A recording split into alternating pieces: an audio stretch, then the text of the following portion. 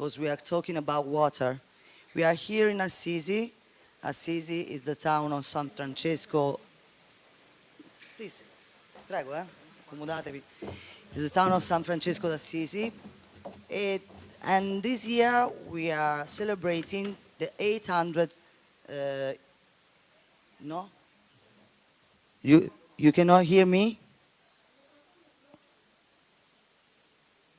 Tu mi senti? Okay. Okay. So this year is the 800 celebration of the writing of the Canticle delle Creature by San Francesco d'Assisi. So we decided to entitle this day, this event, Sorella Acqua, so Sister Water. Today we are talking about water, but now I want to leave the word to Assessore Donatella Casciarri from the municipality of Assisi. Io lo faccio in italiano, il saluto poi non so se... ok. Buongiorno, benvenuti. Io sono qui questa mattina per darvi un saluto e un benvenuto per questo progetto che state portando avanti, che fate proprio qui ad Assisi, quindi ci fa piacere se siete qui, a nome di tutta l'amministrazione, ma in particolare a nome del sindaco Walter Stoppini, che non poteva essere presente e che aveva piacere di salutarvi e darvi il benvenuto. Yes? Porca miseria. Okay, so yeah, she wanted just to thank everybody to be here. She wanted to welcome you in this town. The welcome is not only from her, but especially from the Major, Walter Stoppini, that wanted to be here, but he cannot be here with us.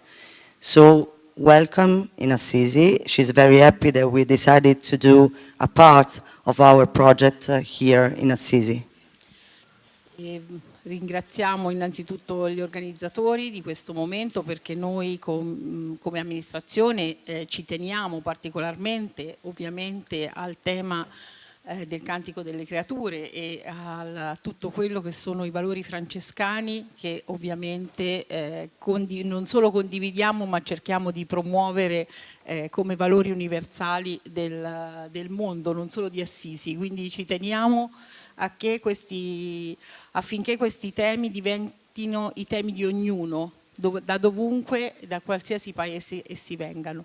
Ci fa piacere che ci siano dei giovani che, come dire, lavorano su questo, e perché è solo tramite loro che possiamo portare il messaggio ancora più lontano. So she's very happy that we are here, especially because of the Franciscan values. We are talking about water, but we are also talking about, everybody here is from every part of the world. We are here all together to share some moments together, to speak about technical things, but also about, friendship and all the values that are Franciscan values. And she would like to spread these values all around the world, without barriers. E un grazie a Fra Marco Moroni che collabora con questo progetto e che per la Basilica di San Francesco è sempre presente ovviamente e è la prima promotrice di tutto questo. Quindi un grazie e un buon lavoro a tutti. And thank you very much to Fra Marco Moroni that is here and is the one that promoted, is the first person that promoted all these values. Thanks to him and Basilica of San Francesco. And so thank you everybody. Have a good day of work. And thank you.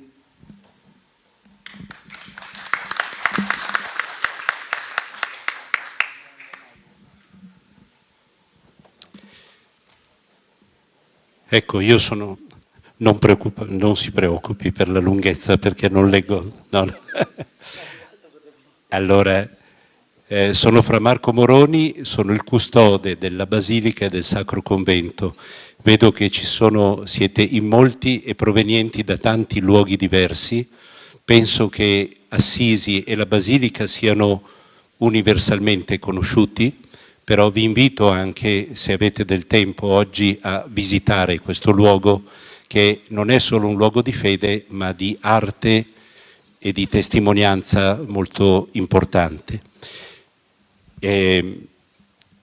Come frati francescani, come religiosi francescani, cerchiamo di seguire l'esempio di Francesco d'Assisi. Penso che il suo nome sia noto al di là delle appartenenze religiose, e San Francesco ha scritto appunto questo Cantico delle creature, che è una lode a Dio per tutte le creature, compresa l'acqua, che viene chiamata sorella, sorella acqua. Okay, so is here, Fra Marco Moroni is the custodian of the Sacred Convent of Assisi. We can say that he would like no, okay. So Assisi is known all around the world, I think. Everybody knows Assisi. Everybody knows San Francesco. San Francesco is very famous all around the world, not only because he's from, he's Catholic, also all the religion knows about San Francesco. So San Francesco wrote this canticle of the Creator 800 years ago, right? No, Yes. Sì, 800 years ago, yeah. And inside this canticle, he said, thank you to the Lord for all the creation, like sister water, brother sun. So today we are talking about the water. So our sister water, that is very important for everybody. Papa, scusatemi perché non parlo inglese, Papa Francesco ha scritto una enciclica, una lettera per tutti, per tutto il mondo, che riprende le parole di San Francesco. E aveva come titolo Laudato Si. In questa lettera parla anche dell'acqua e raccomanda che l'acqua sia davvero a disposizione di tutti, che sia gratuita, che non sia un bene solo di qualcuno, che non sia privatizzata, ma sia davvero a disposizione di tutti perché è essenziale per la vita. Papa Francesco, he wrote a letter and taking the word of Francesco d'Assisi, he was speaking about how is important also. Inside this letter, he explained how water is important and is a good that has to be for everybody. It's not private, public, and everybody should be able to get the water.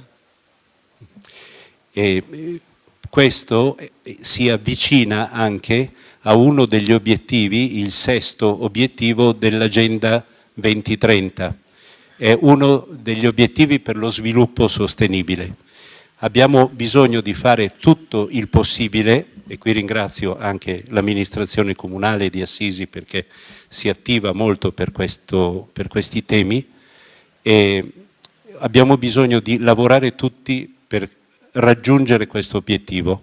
L'acqua, acqua buona, acqua bevibile, che sia a disposizione di tutti, che sia davvero un bene comune da preservare. And also the water that is available for everybody, drinking water that is available for everybody, is one of the goals of the Agenda 2030, is for the sustainability, okay? So the goal number 6 of the agenda is drinkable water for everybody. And thanks to the administration that is, trying to reach this goal, but we have to work together to carry on this goal number 6 of the Agenda 2030. Everybody must have clean water, drinkable water. E grazie a voi perché vi occupate di tutto questo. Thanks to everybody that you are taking care of all these subjects.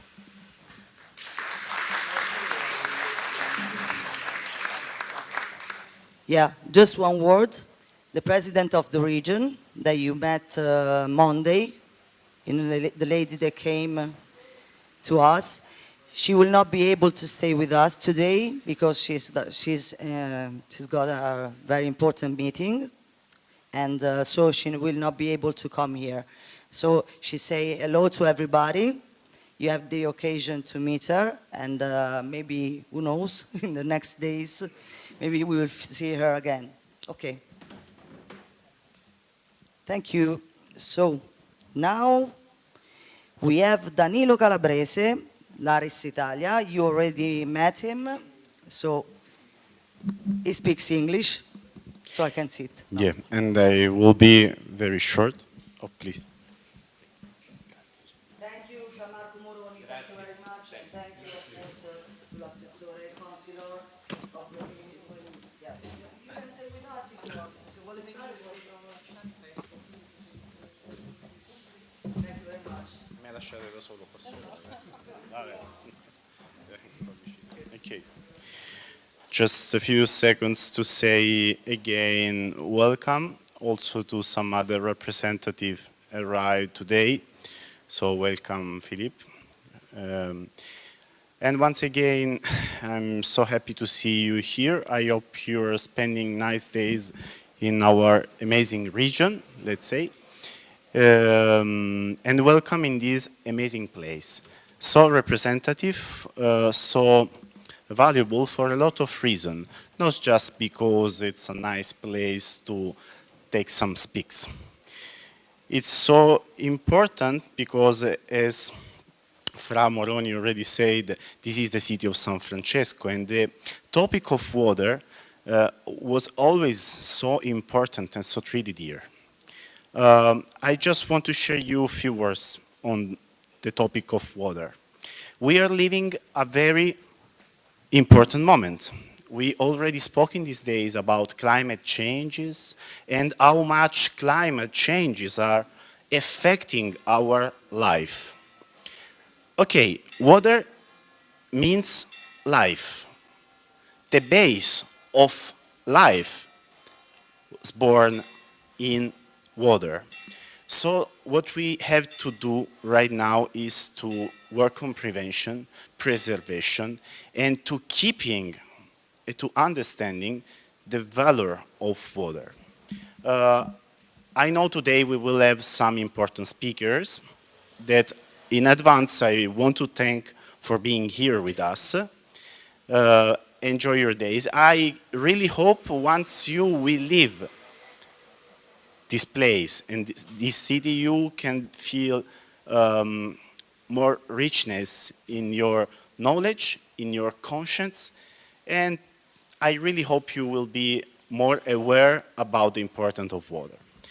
Just last words about the city. I know in the afternoon we will enjoy visiting the city, so take a look around of you and be careful because it's a very amazing city, very rich of a lot of treasures. Thank you and have a good day. Thank you, Danilo. So, okay, so now we have Giovanni Selli, my president. I will say a few words. He's the president of Alta Scuola, for people that don't know him. Sì. Allora, non posso che, dopo le parole dette da Frate Moroni e dall'assessore, non posso che ringraziare semplicemente l'amministrazione per averci concesso questa sala e la sua disponibilità anche per la visita oggi pomeridiana. Un grazie forte a quelli che saranno i relatori di oggi, Philippe Nardin e il professor Guzzetti e tutti gli altri. E niente, solo per ricordare che questo evento l'abbiamo organizzato in questo 800 anni dal Cantico delle Creature. San Francesco le dice per l'acqua, semplicemente nel suo canto, utile, umile, preziosa e casta. cioè il massimo della purezza dell'acqua che deve avere in tutti i suoi aspetti. Sentire oggi che l'acqua viene spesso utilizzata anche in temi poco consoni, diciamo, come vediamo spesso nel mondo, e che probabilmente potrà diventare nel futuro un tema di conflitti, ci fa male, e speriamo che questa cura che dobbiamo avere per l'acqua entri nella coscienza di tutti.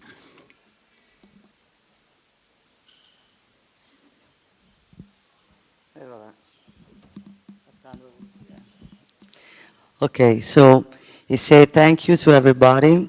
Thank you to the administration. They gave us this beautiful place to carry on our project.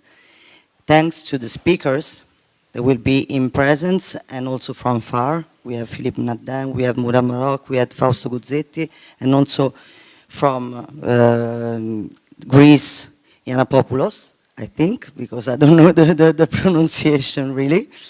So he said, thank you very much. And he said also that San Francesco, in the Canticle of the Creatures, said that water is precious, humble, useful, and pure. And he is very worried because water sometimes can be also a cause of conflict. So we have to work together because water has to be a thing that should be available for everybody and not cause of conflict but cause of peace.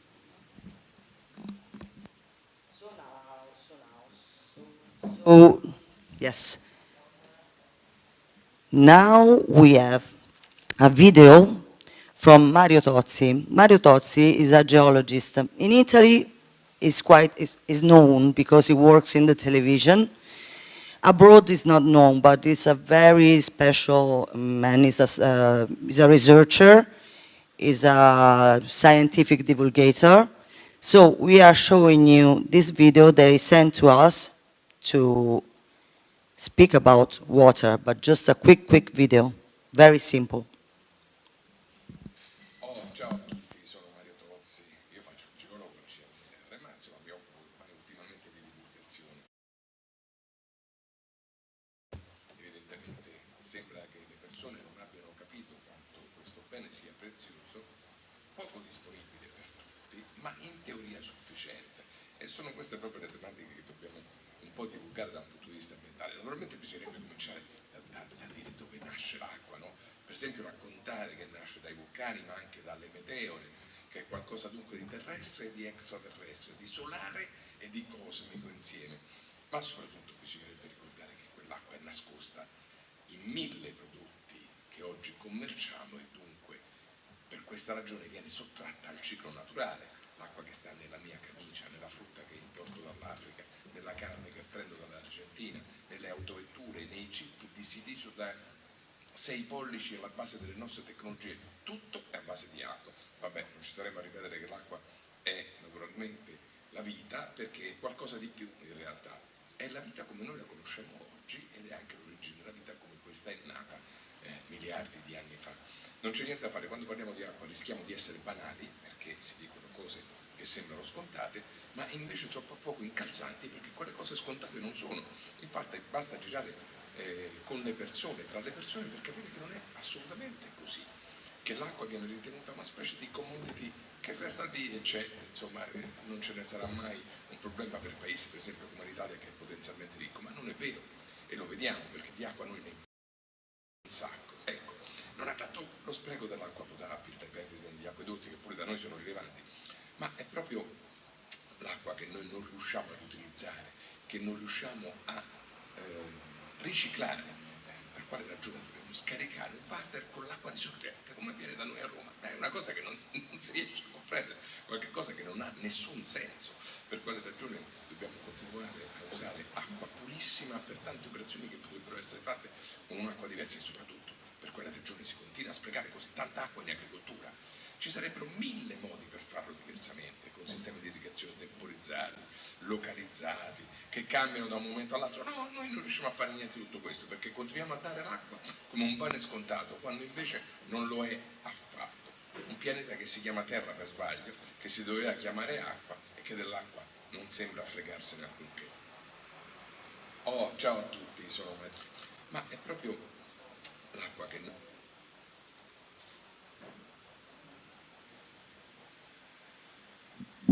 Okay, I have to talk in this microphone because from far, because there are people are connected already with us, they cannot hear me. So I hope that now you can hear me. So now we are starting with the relation, like the presentations. We have Fausto Guzzetti from the National Research Center, Italian National Research Center.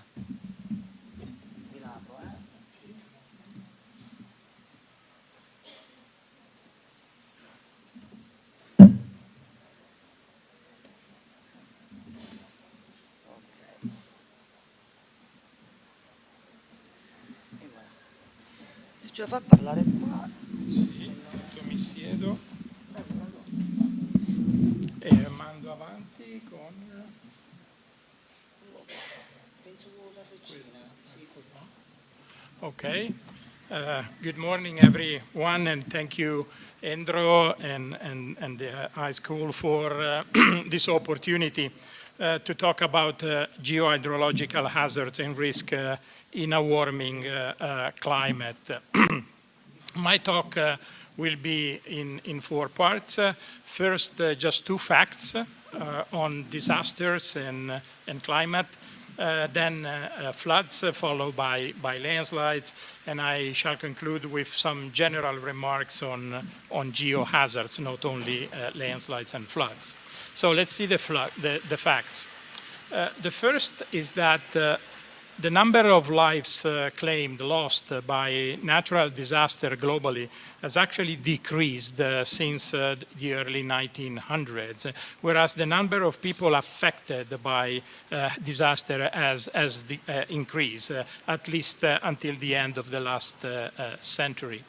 The second fact is that if global warming is unequivocal, and it is, its effect on geohydrological hazards remain difficult to project into the future, particularly for informed decisions. And today I shall focus on landslides and floods, as I said. So let's see the floods.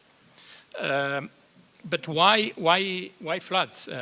Well, because they are numerous, widespread, and particularly costly. Between 1985 and 2010, Scusi tanto. sure. Dice che non si sente tanto da qua, mi sa che bisognerà usare. Scusi. Okay, no. If this works better, we'll do it. Because there are numerous floods and widespread and particularly costly.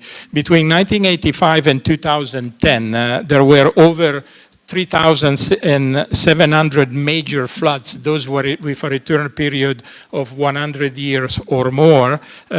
This is an average of 143 per year, or 1 every 2.5 days. And in Italy, in particular, between 1974 and 2023, almost 600 people were killed or went missing, and almost 200,000 were evacuated or left homeless due to floods in nearly 1,000 municipalities. This is 1 in 8.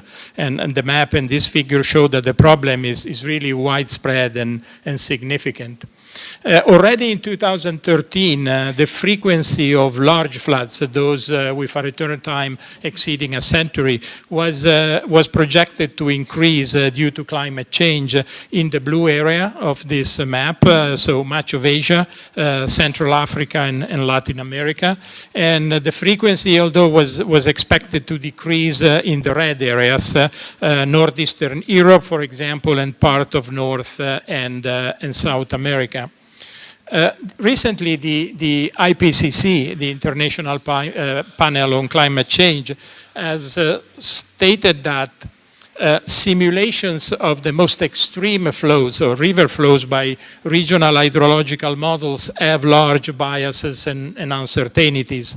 And also that the global scale hydrological model really struggle with reproducing discharge due to large uncertainties in the emission scenarios and the climate models. The fact is that the effects of global warming on hydrological processes are influenced by many factors, probably too many variable and factors that affect catchment hydrology at different temporal and spatial scale. The chart shows the web of hydrological and geological processes that influence flood timescales, so with both positive and negative feedbacks, and you can see it's fairly complex. And these complex links between climate and floods are somehow shifting the traditional paradigm used in hydrology that consider floods as local, independent, random events whose magnitude can be quantified from stationary probability distribution obtained from relatively recent and limited, sometimes very limited observations, to a more, let's say, call it more modern, perhaps, perspective that assumes that floods depend on a more complex web of long-term processes in the global atmosphere, the catchment and river systems, whose characteristics change over time. But perhaps the most pressing, the most important question to ask is whether flood risk particularly to the population, will change in response to global warming. And in this respect, a paper in the magazine Science in 2017 analyzed more than 4,000 river gauging stations in Europe between 1960 and 2010, showing climate-driven changes in the flood periods. In the red areas, there was an anticipation of floods with respect to the 1960 for two reasons. Along the Atlantic coasts, due to the earlier saturation of the soil, the earlier soil moisture than in the past, and in the eastern and northern Europe due to the earlier snowmelt than in the 1960s.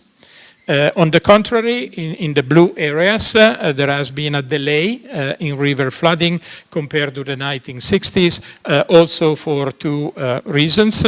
In the north, due to later winter precipitation, both in terms of snow and rain than in the past, and in the Mediterranean area, due to the influence of more temperature and humid Atlantic climate, particularly in the winter.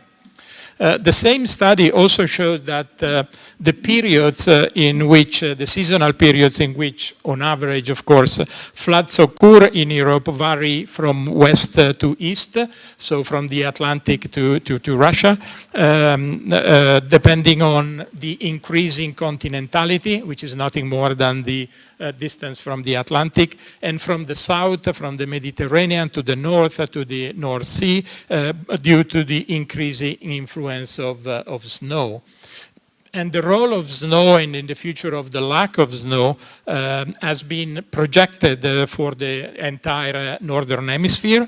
These maps and charts show the changes in the return time of expected extreme rainfall events at the end of this century compared to the period, the reference period 1950-1979. As you can see, the values are high everywhere and more at higher altitude and higher latitudes. Studies have also looked at the impact of floods on the population, and these are projections of the number of people exposed to large floods for different emission scenarios. Overall, the number of people exposed to floods is expected to increase globally, although, as you can see, there is considerable variability. Because flood vulnerability depends on many factors, including, for example, income. In high-income countries, those represented by the red line here, losses have actually decreased in the 1970s and remain low due to the mitigation measures that were put in place. For the other income classes, the trends actually depend on the balance between the economic growth and the mitigation efforts. And as for landslide, what can we expect in Italy and in other similar areas? Well, we expect more flash floods caused by short, intense rainfall. We expect more pluvial floods caused by heavy rainfall, especially in urban areas. And we expect fewer large river floods caused by more prolonged river discharge. But since flash and pluvial floods are rapid and therefore particularly dangerous, we expect risk to the population to increase. Let's see the second hazard I'm going to talk about, landslide. And again, why landslides? Because they too are numerous, widespread, and particularly costly. Between 2004 and 2016, almost 56,000 lives worldwide were claimed by more than 4,800 non-seismic induced landslides, so meteorological or climate-driven landslides. This is an average of 4,300 per year or 12 per day, which is really a lot. In Italy, between 1974 and 2023, more than 1,000 people were killed or went missing, and almost 140,000 were evacuated or left homeless due to landslides in close to 1,400 municipalities. This is one in 6 municipalities in Italy are close to 8,000. And as for floods, the map shows that the problem is really widespread and significant. And also for landslides, the question to ask is how much landslide risk will change in response to the expected global warming. And again, it is not easy to say. The graph here shows the rather complex relationship between 6 landslide types and 3 climate variables, accumulated rainfall, rainfall intensity, and earth temperature. And these charts tell us that the relationships depend on both meteorological, climatic, and environmental variables, that different landslides respond differently to changes, and that the scale, geographical and temporal scale of climate and landslides are different. The fact is that we know little, probably very little, about the effects of climate on landslides. The map shows where climate landslide studies have been done, at least until 2021 when we published this map. Europe, as you can see, dominate, but large part of the world are not covered, particularly Africa, Central Asia, but also Australia. In 2016, we proposed this map showing the expected changes in the occurrence or activity of landslides due to climate change, due to climate warming. And if you notice, most of the arrows point upwards, indicating an increase in landslide abundance or activity. And most of these studies adopted more or less complex modeling chains to obtain projections for the future of the behavior of either a single landslide or a single slope or an entire landscape. And I will show just 2 examples. The first example concerns a slow-moving landslide, large slow-moving landslide, where Comenian co-workers analyzed the past records of annual accumulated rainfall and temperature that they used to calibrate a regional climate model and projected a negative trend in rainfall and a positive trend in temperature, so a slightly hotter and slightly drier climate in this area. An information that they used to estimate a reduction of the groundwater in the landslide of about 8-10 millimeters, so less than a centimeter. Then using an empirical relationship linking pore pressure in the to the rate of deformation, they projected a decrease in the landslide deformation of about 10% per decade. This corresponds to a displacement by 2060 of about 70-80 centimeters, less than a meter, so not really much for a large landslide. In essence, this landslide will not be significantly affected by the expected climate change in this area. The second example I am showing is for the upper Tiber River basin here in central Italy, where landslides are abundant and where we use the physically based model to project into the future the possible occurrence of rainfall-induced landslide under the expected climate change in this area.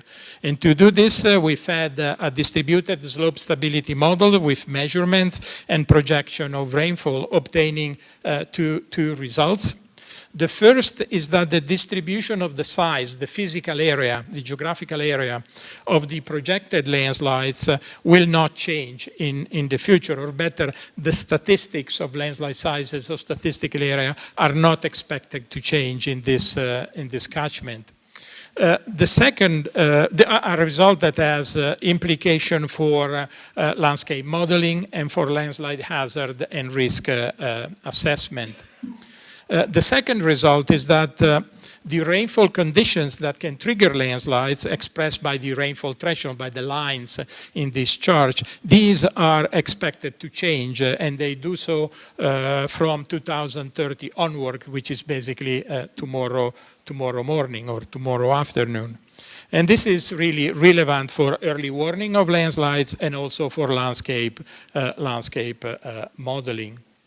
And what we expect for landslides in Italy and in similar area, particularly in the Mediterranean area, well, we expect more shallow, fast-moving landslide caused by short, intense rainfall. We expect fewer deep, slow-moving landslide caused by more prolonged rainfall, and more landslide caused by rapid snow melt and by permafrost melting. And since shallow landslides are rapid and dangerous, we expect the risk to the population to increase. So let me now put forward some general remarks on hazards, not only floods and landslides. Natural hazards, as you probably know, are common, very common in Italy. But we often overlook that our landscapes are the results of catastrophic events that raise hills and mountains, such as earthquakes and volcanoes, shape slopes, such as landslide and avalanches, and form plains, such as floods and coastal surges. And many of these phenomena have to do with global warming. And these events happen in just over 300,000 square kilometers. This is the size of Italy, with 59 million people, 200 per square kilometer on average, living in 31 million homes, 100 per square kilometers, connected by 200,000 kilometers of roads and railways, in a land with 5 million enterprises and 18 million employees who generated a GDP exceeding €2 trillion in 2024. And the estimates of the number of people exposed to hazards, earthquakes, volcanic eruption, floods, landslide, but also water scarcity, are all in the millions, with many exposed to multiple hazards, and they are expected to increase due to global warming. So with these figures, is it fair to ask whether Italy is a safe place to live for natural hazards? And I personally think not, and I think we won't be able to make it a safe, inherently safe place in the next 20, 30, probably 50 years. It is simply too difficult, too expensive, uncertain, and even locally, socially unacceptable. While waiting for structural defenses, which will have to be deployed in any case, at least in some areas, we must invest in early warning for all hazards at all temporal and geographical scales. And this requires better forecasting skills, which is easy to say here, but rather difficult to do. And on predictions, often we are asked for certain, exact forecast and prediction, which is probably impossible. Whoops. Because forecasting systems are subject to error, uncertainties, and they are probabilistic in nature.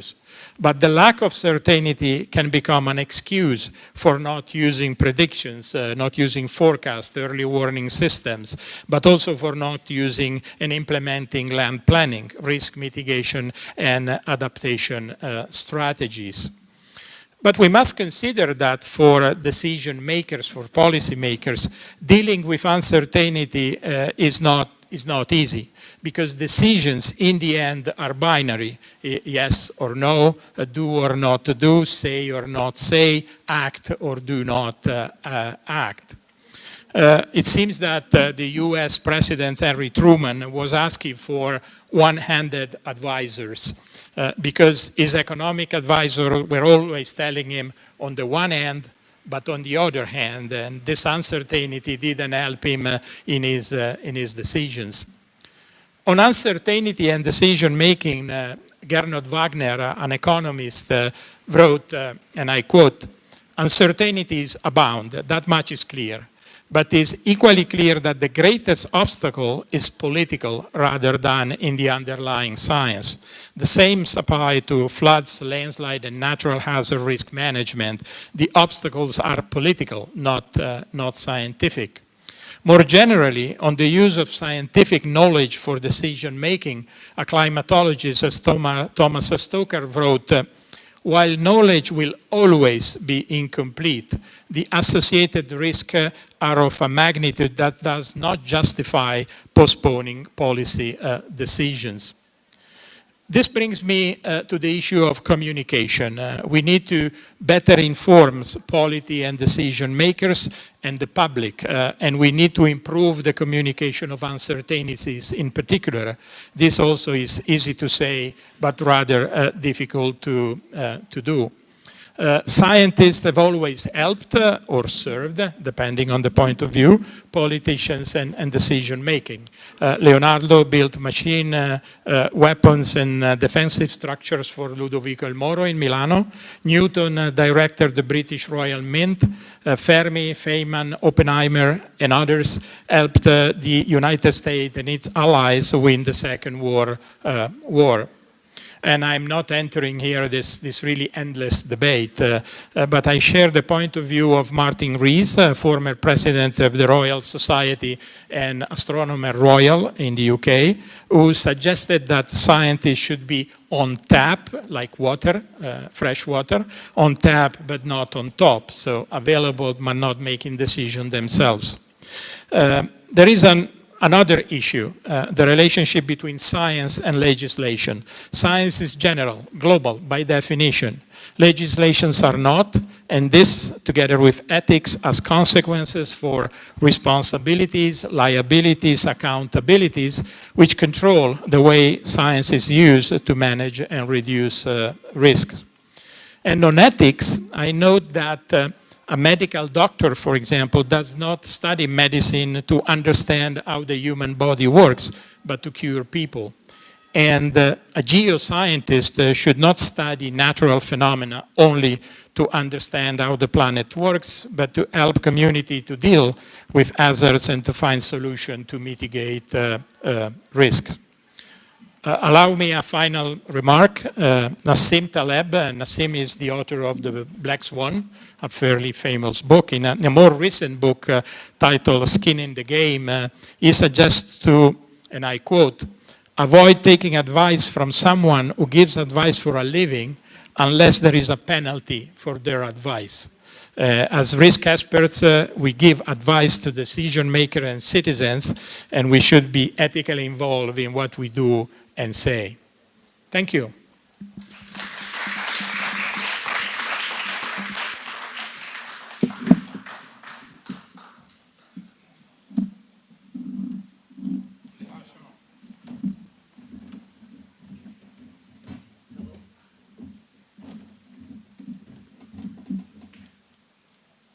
Thank you very much. And if there are any questions for Professor Guzzetti? No? No questions? Now let me close this one. And next presentation is from Philippe Nardin. Philippe Nardin, is from France, is from CIVPROM International SAS. I will open it and I will leave the word to Mr. Nardin.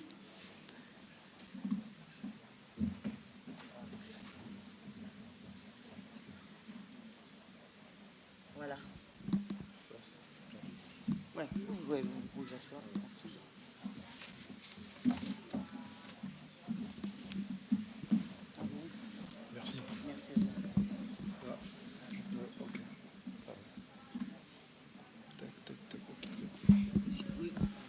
aussi comme ça. Oui, oui, non, non, mais ça va, je vais le faire. Ladies and gentlemen, good morning, everybody. It's a real pleasure to are here in the place of this beautiful Assisi.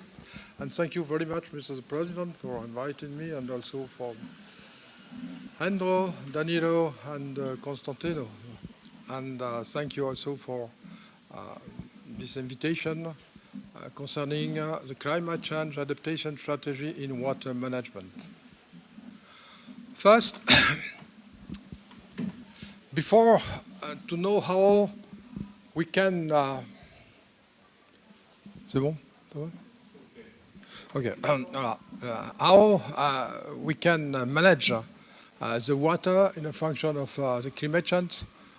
It's a very important process, and it's know what is exactly the process of the water.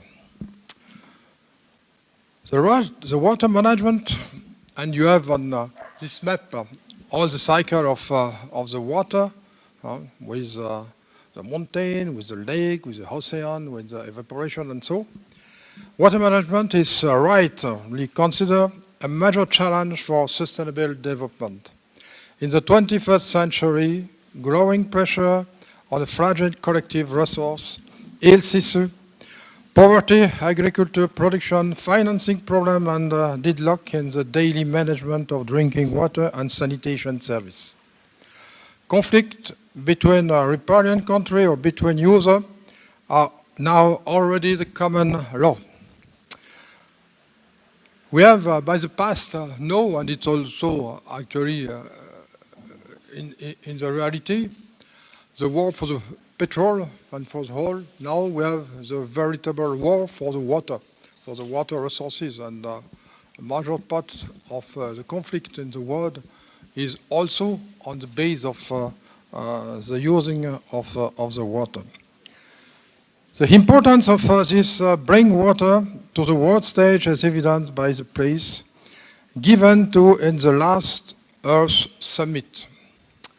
But water remains essentially regional and local, and it's ultimately only through the essential question of water management method, financing, and north-south, also for the Mediterranean state solidarity, that we can attribute a global scale to the water problem.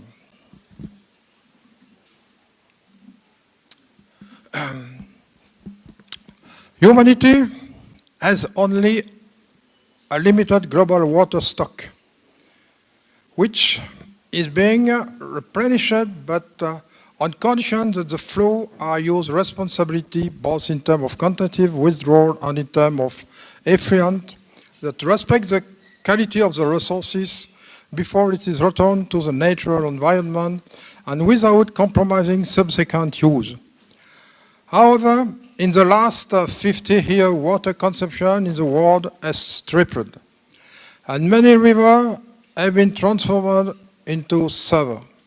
The problem related to the access to the resources and its sanitation are becoming more and more difficult to solve. The Millennium Water Cycle, the data of which have been quantified by scientific, has been disrupted in recent years by human activity, agriculture, industrial, domestic, war levy, without concurrency. By example, in France, global warming is increasing on average with the first significant effect.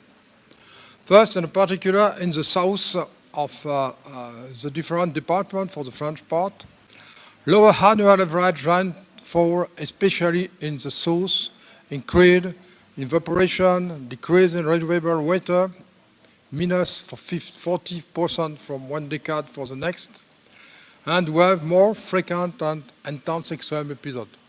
For example, the next week, we have a very important hot wave With this hot wave, we have also an important wind. We have many and very important forest fire, and in particular in the south. But we have also an orange warning and red warning for rainfall, and we have, on certain cases, 100 millimeters in 1 hour, and a very important rainfall and with a storm. And it's difficult in this case to manage all the water because this cycle is very important, but the cycle don't know very exactly, and the meteorologists have some difficulty to have a previous and a prediction on this. And the draw, heat water, multi-year draw reduction in the snowpack and glacier surface with consequence on the flow of watercourse and infiltration to the groundwater. And severe sunspots with heavy precipitation. In this condition, what's resource management and climate change? The water management and the management of water resources impact all the aspects of the society and the economy, including food production and security, domestic water supply and sanitation, health, energy, tourism industry, and the functioning of the system. Under present climate variability, water stress is already high, particularly in many developing countries. Managing water as always implies that society deal with natural variability in the water supply and the effect of competing use.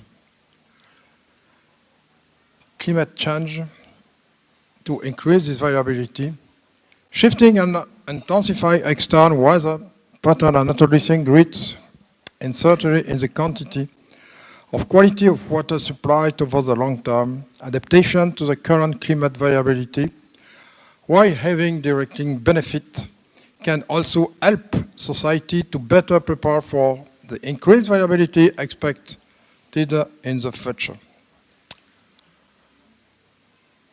Decision maker and policy maker in other disciplines have the solution to many water management problems. They need to recognize that all major decisions should take into account the potential impact on water, recognize water as the lifeblood. While taking this issue, decision maker should think beyond their own sector and consider the wider ramification and their decision on water availability and the forces affecting it, and should adopt a balanced, integrated, and coherent approach. Therefore, the establishment of new institution, network, and better coordination and exchange of information will be necessary.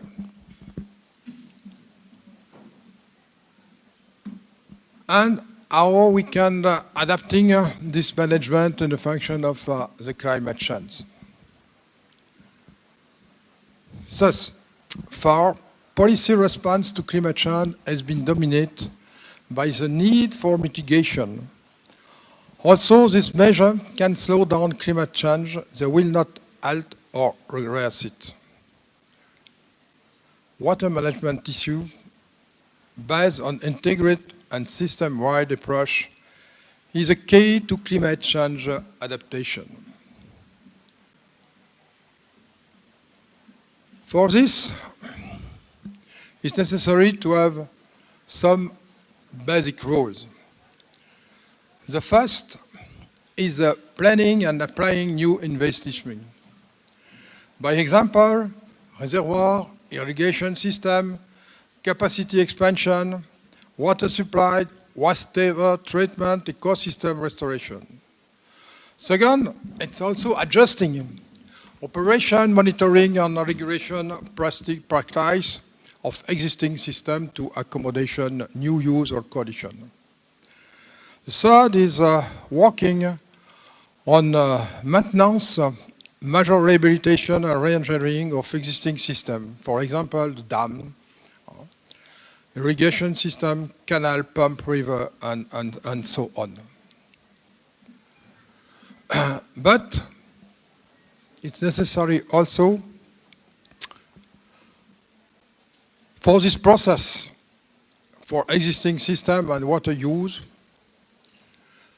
necessary to have a biggest reflection together in association with the population, with the decision maker, and so, because at the moment it's necessary to have a specific training, a specific education to adapt this process in the mentality of the people, the mentality of also the population, and particular concerning the funding, concerning the implementation of a dam, concerning the implementation of irrigation system, because we have also the war with ecologists, the war with decision and policy. We have also the discussion with agriculture. It's not easy to manage this. So, for this, it's necessary to have a different role, and in particular, managing uncertainty. Uncertainty should not be a reason for inaction. Adaptive management overcomes the challenge presented by uncertainty in various inputs to water management, decision-making, including long-term climate projection. Adaptive management requires continuous feedback and adjustment based on the information provided by monitoring network.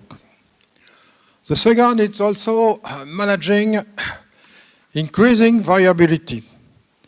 Greater climate variability and short-term uncertainty is likely to be superimposed on any long-term trend.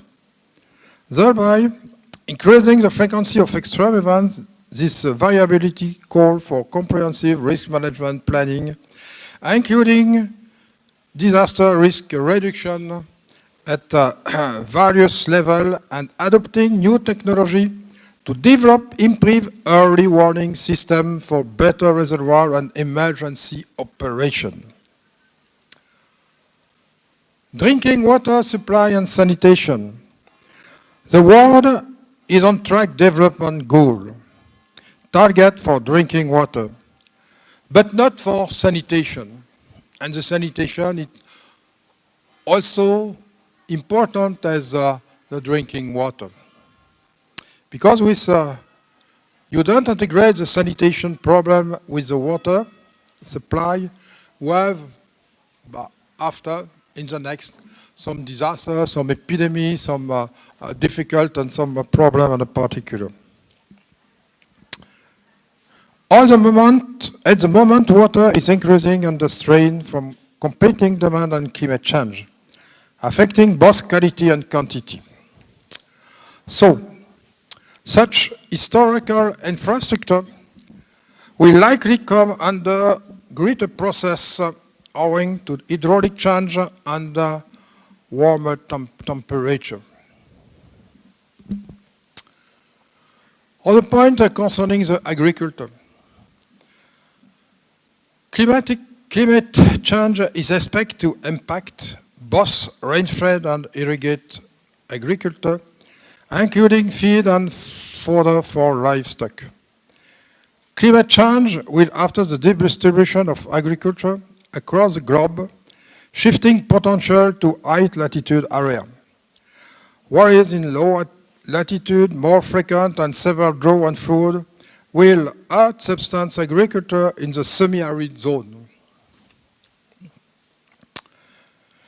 Several density population farming in the system in developing countries are the risk from the impact of climate change. And severe reduction in river runoff and aquifer recharge are expected, by example, in the Mediterranean basin and the semi-arid area of the America, Australia, and Southern Africa, affecting availability and quality in already stressed regions. The large contiguous area of irrigated land associated with a river delta are also at risk from a combination of reduced inflow, change in annual flood cycle, increasing salinity, and also rising sea level. In irrigation systems that rely on high mountain glacier for water, high runoff period will advance earlier in the spring, when irrigation water demand is still very low. Water and hills. Climate change will influence human health through water-related impact of various kind. Change in the composition of aquatic ecosystem will impact the nutritional status exposed to health risk and increase to health service for the community, whose livelihood are closely linked to such ecosystem. The occurrence of opportunity invited, in particular such a cyanobacteria in lake and reservoir, will pose a new challenge for water services company. There has been a resurgence of water-related vector-borne disease in areas where eradication programs had previously been successful, and emergency of new vector-borne disease in areas where they were previously unknown. For example, transmission of the chikungunya virus in France or in Italy, and the continuing spread of dengue fever in northern Argentina, northern Australia, and the south of China. Also, it is difficult to identify the different driving forces. Climate change cannot be excluded. Malnutrition also. Owing to water shortage and limited safe drinking, water during flooding may induce outbreak of water-related disease. New breeding place for mosquito and other disease-transmitting insects may also develop. Groundwater resources may also need improved. We have also and necessary to know the problematic of ecosystem. Service provided by ecosystem support livelihood and economic development. The impact of climate change on water will aggravate driver of ecosystem degradation, thereby reducing the benefit obtained from them, such as clean water supply and fishery and coastal defense. The impact of climate change on ecosystem will increase the vulnerability of the community. And in particular, this action to reduce and restore ecosystem and their service are needed to help reduce vulnerability and build resilience on the community and the national level. To maximize benefit for resilience, adaptive institutions should complement this action by implementing effective and participatory water governance. Water-related hazard. Society needs to adapt to the full range of water-related hazards that will accompany climate change. These hazards can result from too much water, causing flood, erosion, landslide, mudslide, and the like in land-degraded area, or not enough water, causing drought, forest fire, loss of wetland or other habitat, saline enrichment and the like, and so on. With the above concerning this mine, the Yoga framework of action provide an international agreed framework for reducing disaster risk, and it is an important tool for adaptation to climate risk. What solution? Which solution and proposal? First, it's necessary to integrate management at the scale of water head and the condition for sustainability development. After use, it is the scale of the atmospheric water is then returned to the same place or to the same date. This for a large planetary cycle driven by solar energy and gravitation, and through a huge development of large-scale water. It is therefore at the scale of the major river basin that this integrated management of water resources must be organized through consultation and decision-making tool and by setting up appropriate economic instruments. Agriculture and food from the green revolution to the blue revolution. The increase in demand for water due to the economic development of society and population grow increased situation of over-exploitation of the resources. The Green Revolution has made it possible to avoid the catastrophe linking to the explosion of the nutritional need of a world population that went from 3 to 6 billion inhabitants between 1960 and 2000. And we have actually more 800 million inhabitants malnourished. This has been achieved by intensive agriculture, consuming water, fertilizer, and phytosanitary products. The depletion of available resources directly put the problem of food self-sufficiency to the poorest state for this point of view. Other point is necessary to work on the energy. Energy is the second factor in the globalization of the water debate. Access to energy resources is a key to development in the second dense and conflictual context of controlling the greenhouse effect is a factor of radical interdependence between the North and the South. Among the energy resources that can be mobilized, hydroelectric production plays a significant role. Developed countries are well equipped, and many developing countries rely on major dam programs to develop their energy resources as well as their agriculture. Drinking water and sanitation, global commitment for essential service. Water and sanitation services are also at the heart of the global water debate.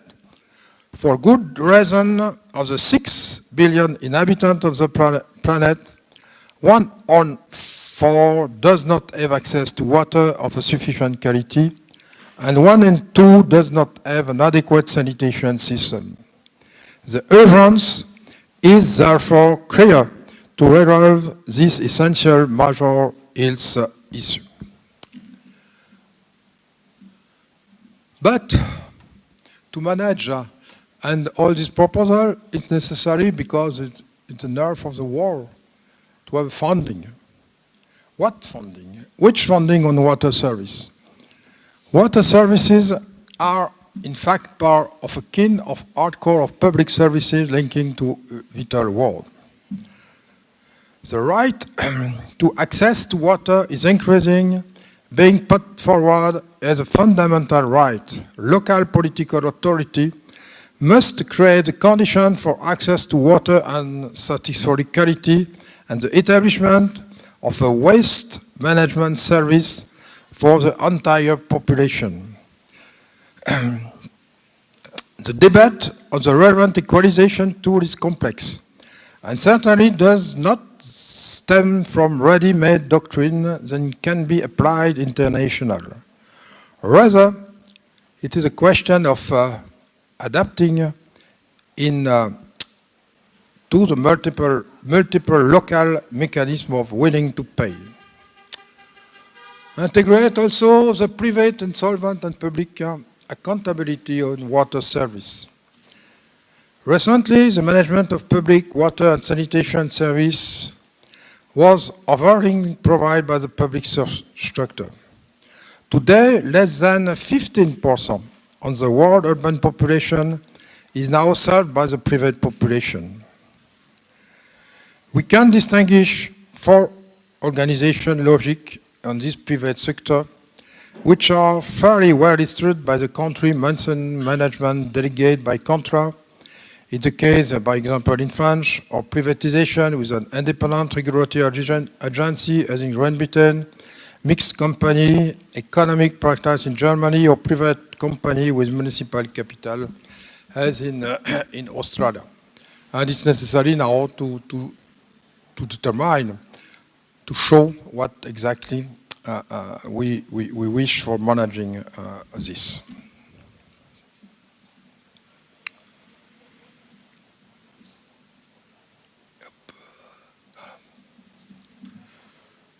So, we'll speak from the different point of them, but what are the rules of Europe?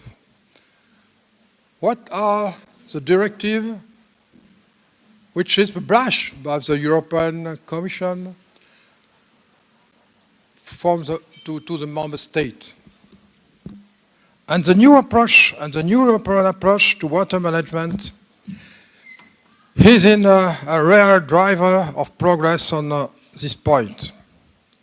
The European Union is obliged to develop the various national water management systems of its members. In direction, by example, they converge with the good practice on the international scene as the Directive 2000.60 European Commission, establishing a framework for community action in the field of water, known as the Water Framework Directive, promote the implementation of several management principles, such as, first, public participation with Article 14, which marks the decision-making process with a moment of public information.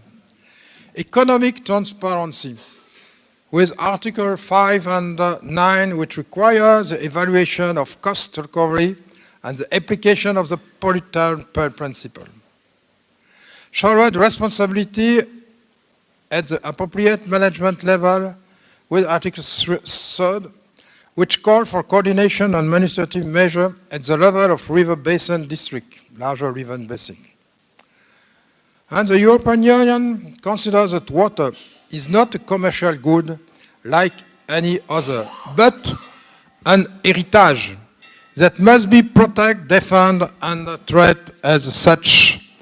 And Europe therefore affirms the position in this debate and confirms the necessary intervention of the public authority in the water sector. And in particular, in 2021, we have a publication of the strategy on adaptation to climate change. And we have under this strategy the importance of ensuring that the fresh water is available in a sustainability manner, that water use is significantly reduced, and that water quality is preserved, and at least the risk of increasing frequency and severity of extreme weather events that lead to drought and flood and so on. We have also, during this proposal, a specific plan and directive adopted in 2007, aimed to assess and manage fraud in a consistent manner across the European Union and integrate the consideration of climate change impact directly into this implementation. Member States must assess the flood risk on their territory and develop obligatory developing flood risk management plan that took into account the impact of climate change. In 2012, the communication plan for saving Europe's water resources was published, which encouraged member states to better integrate drought risk management and climate change aspects into their plan. And when developing cross-sectoral and multi-risk hazard management plan. The latest action to mitigate water scarcity in the new regulation and minimum requirement for water reuse adopted in 2020, which set new rules to stimulate and facilitate water reuse with a focus on agriculture irrigation. In addition, the European Commission plans to contribute to reducing water use by increasing water saving requirements for produce, encouraging water efficiency and water saving, and promoting greater use of drought management. With also this base. And first, it's improved the knowledge base. Reporting by the working group in 2022, adaptation and vulnerability updates this framework. Many sources of information are grouped together in the Water Information System, WISE. Similarly, the European Food Plan report shows that natural food plan contribute to the achievement of the multiple European policy objective. The joint research center we implemented in Italy. The Joint Research Center has published a report on the impact of the adaptation to climate change in Europe, which included several chapters on water resources. Different projects also financing by the European Commission are published. And in particular, the SCORE water project aims to introduce digital services to improve wastewater, stormwater and flood management to strengthen city resilience to climate change. The LIFE Urban Storm project facilitates the development and implementation of integrated approach for climate change adaptation strategy and action plan to increase the climate regions of Estonian municipality, by example, in particular the capacity to manage flash flood. The program Project Sponge to 2022 produced a toolkit in a set of guidelines and cross-border action plan to support stakeholder commitment and participatory action in climate change adaptation to better manage urban flooding. And so, we have many projects actually who is published, and you have all the results of this project on the Project WISE portal and the Cordis database, who is accessed by the public or by the researcher on it. Supporting also investment and financing. In December 2020, the new multi-annual financing framework for 2021-2027 was published. It offers a number of financing opportunities in the water sector. Funding opportunities are available on the funding and tenders portal, in particular under the Horizon Program Work Program. Supporting implementation. As part of the Water Action Plan, the preparation of water balance at European Union level has been launched, which has paved the way for a more accurate quantification of pressure on water resources and sectoral geographical variation. In addition, the European Platform on Natural Water Retention Measure is a platform that supports the implementation of the European environmental policy on grid infrastructure to contribute to the achievement of integrated objectives for nature and biodiversity conservation and restoration, as well as landscaping.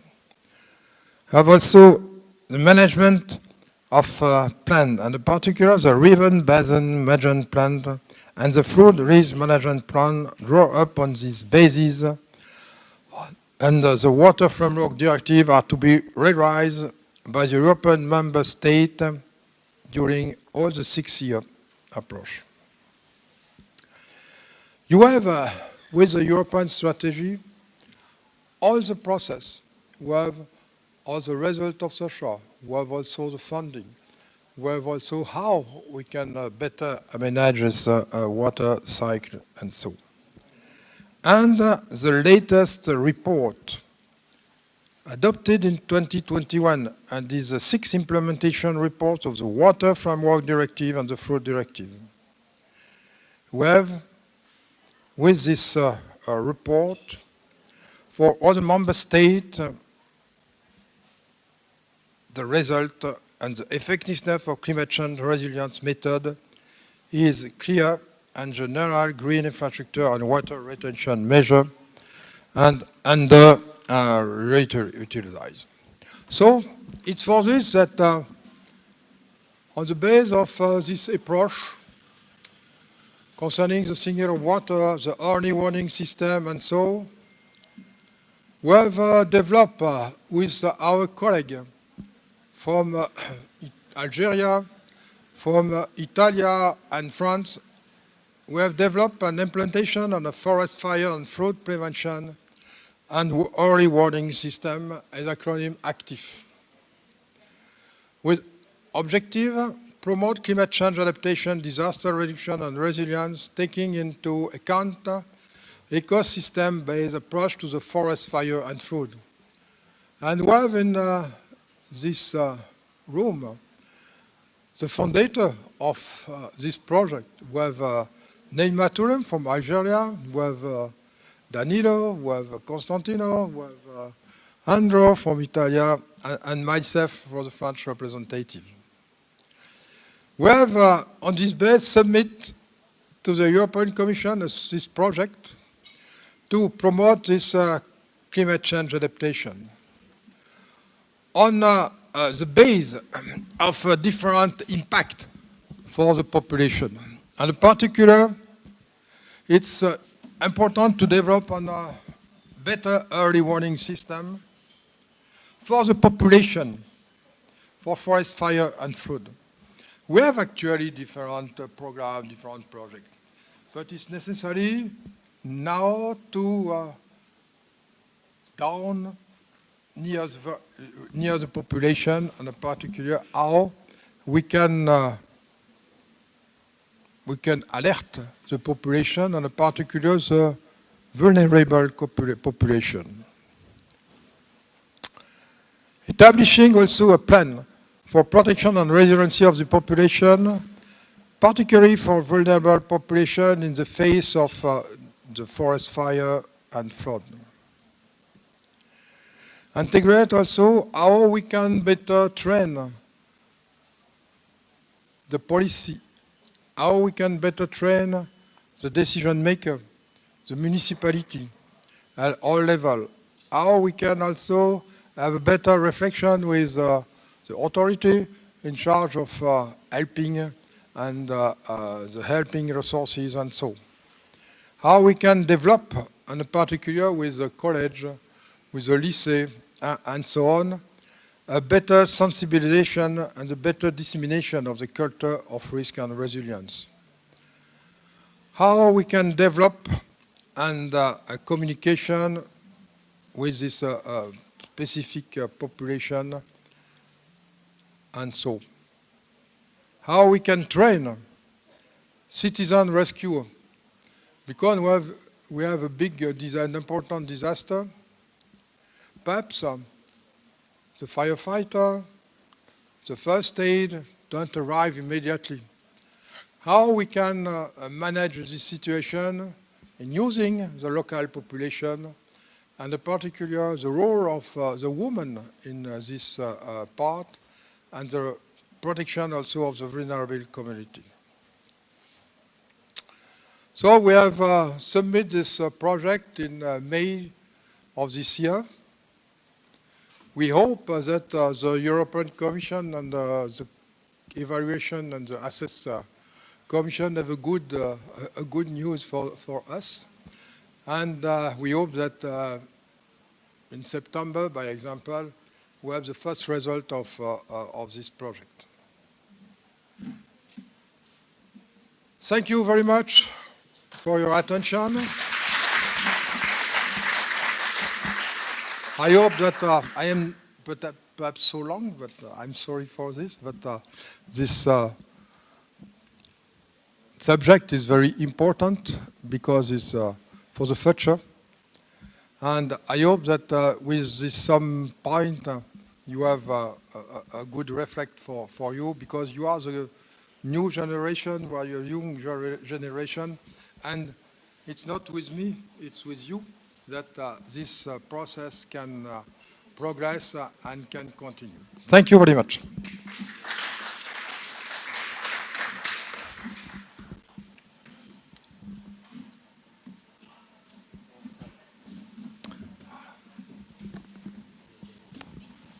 So now, just 2 minutes, because we have to arrange the system to connect to the Greece. Okay, so the presentation, next presentation will be from Mr. Yiannopoulos from Greece. We have to set the video and we are okay. Costantino, abbiamo un collegamento con...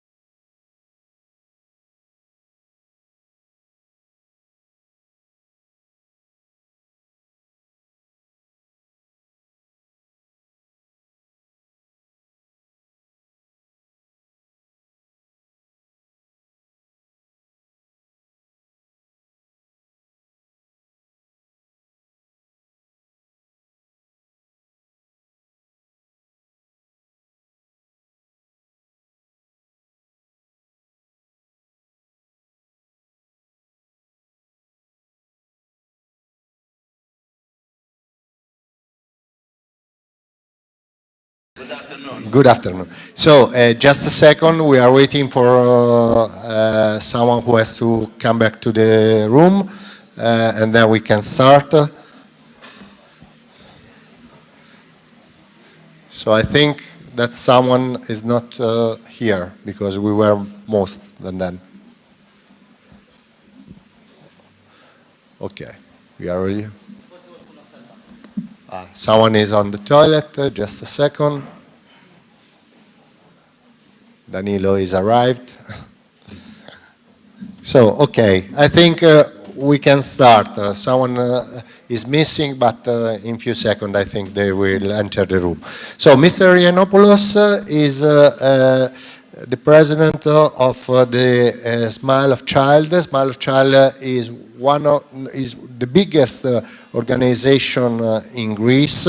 They aimed with child specifically, but they have a special group that aim with prevention and civil protection. And he will show us now his presentation regarding the best practice of Smile of Child. And so, Mr. Yiannopoulos, the floor is yours. Okay, thank you very much, ladies and gentlemen. It's a great honor and opportunity to be among yourselves and welcome the initiative. And first of all, we would like to welcome and thanks for the invitation the region of Umbria, the municipalities of Evento and Todi, the National Union of Graduates in Civil Protection, LAS Italia and Alta ACQUA. We need these days, we need these initiatives, we need these actions. Smile of the Child, organization in Greece for protecting children, families, and their well-being, started 30 years ago, founded by my son, Andreas Yiannopoulos, who was suffering for 11 months from cancer, from brain tumor. While this was happening, he decided to make through his diary, to write his wish, and it was his last wish actually, for making this organization. That's why we call it in the rogue English, because it's in Greek appropriately, the Smile of the Child. So it was 1995 when this little guy, Andreas, put us in this ideas, and then we joined forces with the authorities, with people, and we tried to make something useful for the lives of the children, for the lives of the families, for the lives of the well-being of everybody. We ran 10 support centers, action centers, with different actions and different possibilities for the benefits of the children, for the problems of the children. That's National Center for Abuse and Exploitation, Center for Violence and Bullying, a Center for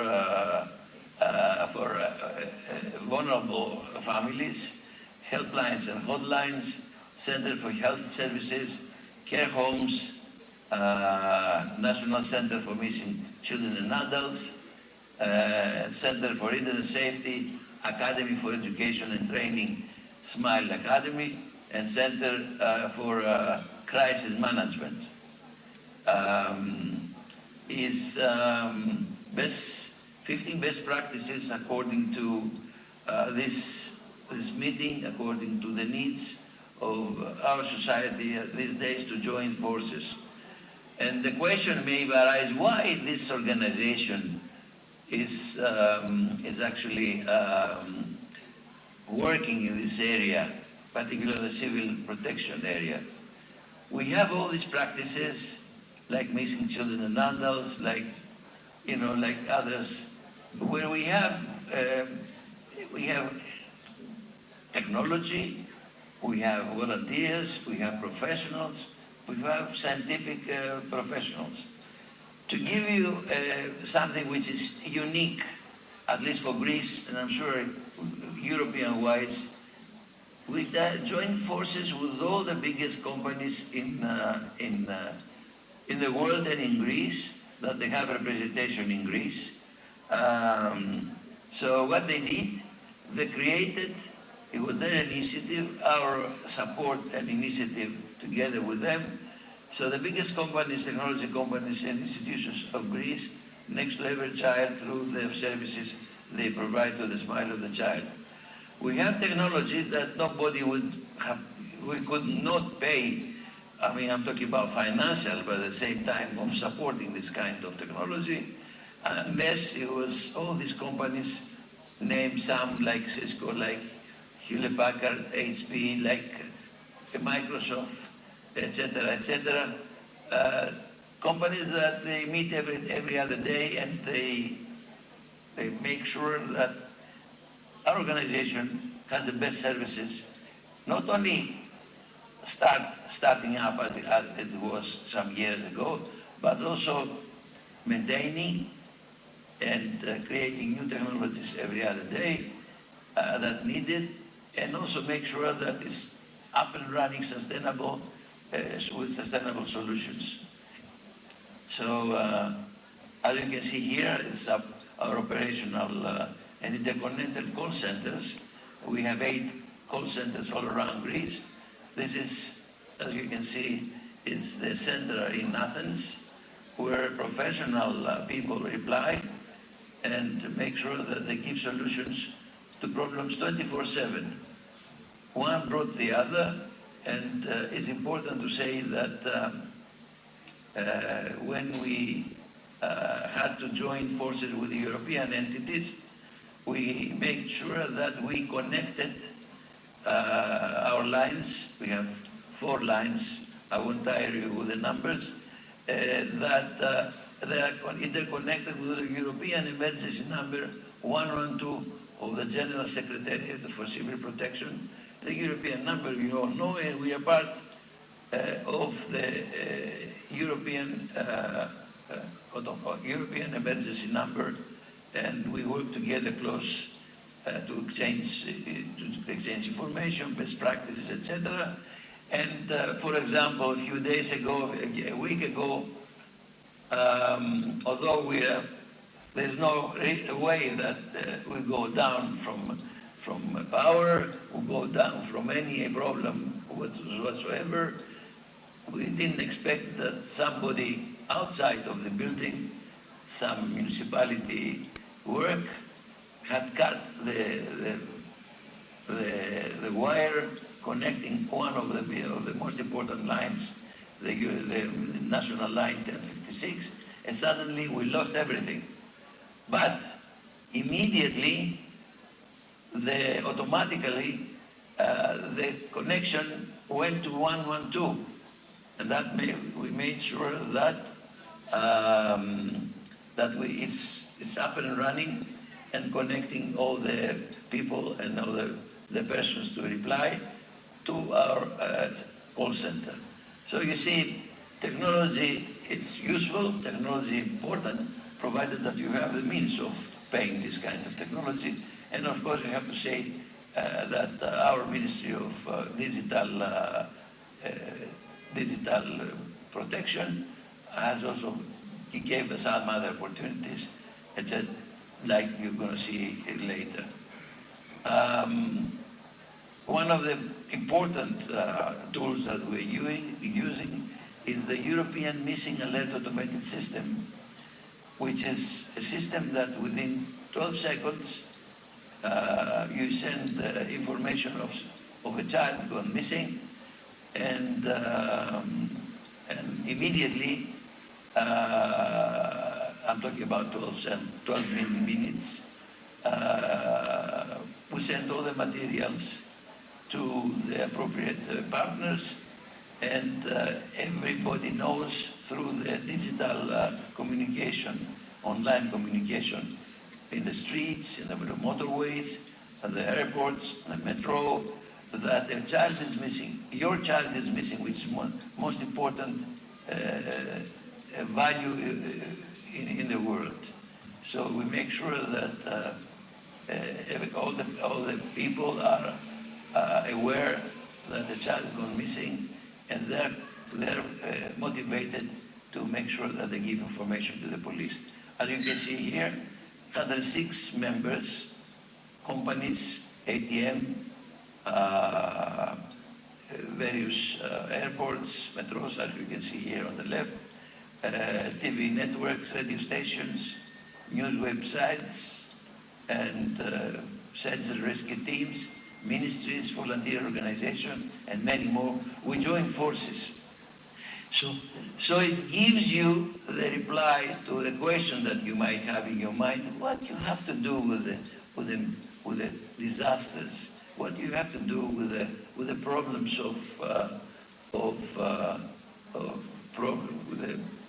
with the disaster happening, with earthquakes, with flooding, etc. So we have created technology, knowledge, and equipment, and cars and various other things. We use mobile applications that are dedicated so that people can communicate through these. Based on other protocols, on other successes, like the Helper protocol, which is implemented in England. I'm just giving you some examples how we go around. And of course, the good communication with the national companies, like Meta, Facebook, etc., that we inform through our cooperation about the missing child, and they inform us also about problems like suicidal, so they call us and they give us information about somebody who wants to commit suicide, etc. So it's a good communication, great communication between national, European and international entities. We have various tools for people that they are vulnerable, like the tracking devices through the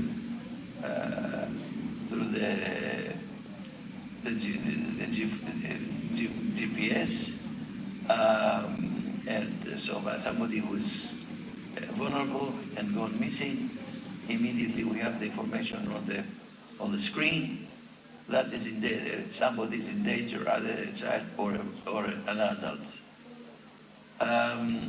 Now, because of this, we had to create the resources and the search and rescue teams and mobile command centers and other useful like drones, like other tools that they are being used when we have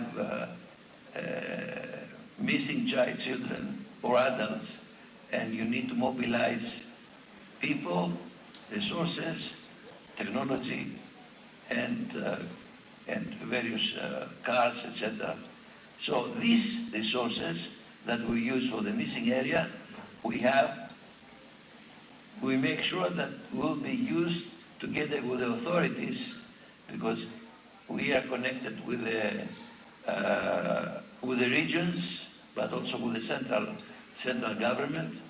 And in case of an emergency, we give all our resources available to the authorities to make sure that everything is organized properly. So that's why we are under the orders of the regions or the municipalities or the central authorities or all the various other resources that they need to be motivated. As you can see, the technology is great, but the technology that we can work together with the search and rescue teams. There are other tools like behavior models, drones, as I said, etc. We don't want to impress you. We want to show you that we have possibilities, that we share it with the authorities. We don't do something ourselves. We make sure that we work as a team. We make sure that we work giving solutions to problems like earthquakes, like floods, like snow, with our jeeps, with our special cars, with our people, and the search and rescue dogs that they are available for possibilities of missing people in earthquake capabilities. This is something that we're very proud. This is our mobile command center that has all the technology and all the telephony, radio communications, and lot, which goes to the incident of missing, incident of disaster, incident that we are needed, and we are needed for various reasons. And I'll show you some later on.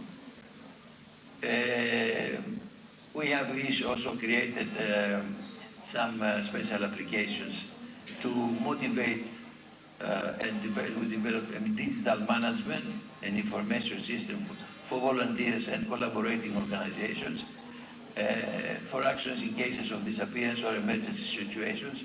So to make sure that we have immediately informed and have communication with our volunteers, with the professionals. So this is a very special application from Amazon that it was given to the International Center that we were one of the first countries to create, which is called James Jensen in case of a missing child or a person that is being used for trafficking of sexual exploitation, and it detects the deep web, dark web, and informs immediately the authorities. Also, ways of making reports of abuse or neglect of various other reasons, like the cyber tip line, which is an American initiative, and we have the cyber tip line Hellas, which is the Greek part of the reports for various reasons. I mean, to give you an example, last year the American cyber tip line received 200 million reports, and for Greece 50,000 reports for sexual abuse and exploitation. Something very important that we use particularly for the communication with the young persons, with teenagers, with young people, is the chat. They better communicate with us through their mobile phone rather than the telephone. So they ask for help, they ask for the communicator to give us some tips, some information, and we have this communication which is very precious. Our communication, 40% of our communication is with children and young people, which is important. Now, Center for Crisis Management is, as you can see, we have a rescue team that's called Center Rescue Team that we call Thanasis Makris because of one of our volunteers who was the Coast Guard, and he was volunteer to our organization, that he had an accident and he passed away. So, so we have specialized dogs searching not only for human being within a place, but also for a specific human, for a specific person with a smell of a cloth. So it's very useful for searching around the areas to find a missing person, but it's very important to find persons that from disaster have disappeared. Also, if you see the picture, we are cooperating with the armed forces. We have a special MOU with armed forces that we exchange information with them, that they have technology and they have possibilities, capabilities of specialized ways of searching. So we make sure that we work together, and we are making some some practices, and we are using this assistance and support to the General Secretariat for Civil Protection of Greece and other respective bodies in any case of prevention, response, and rehabilitation before, during, and after a disaster or other emergency. You can see here some co-trainings with, I mean, they ask from the Navy or from the Army or from the Air Force. They make some trainings, and they invite our volunteers and our professionals to participate in these trainings and to be part of their initiative, which is very important. I mean, you can see down, there is a training on rescue, if a helicopter goes down, how you survive, of training if there is a disaster, and how we can mobilize the health services and ambulances that our organization has ambulances, intensive care units that are part of the National Ambulance Service. So we work together with other organizations on the civil protection. We have transnational partnerships like Cyprus Civil Defense Force. We have communication and collaboration with the Support CY from Cyprus. If it is a disaster in Greece, they come over together with people and material to make sure that they will support us in the problem, like we do the same for Cyprus.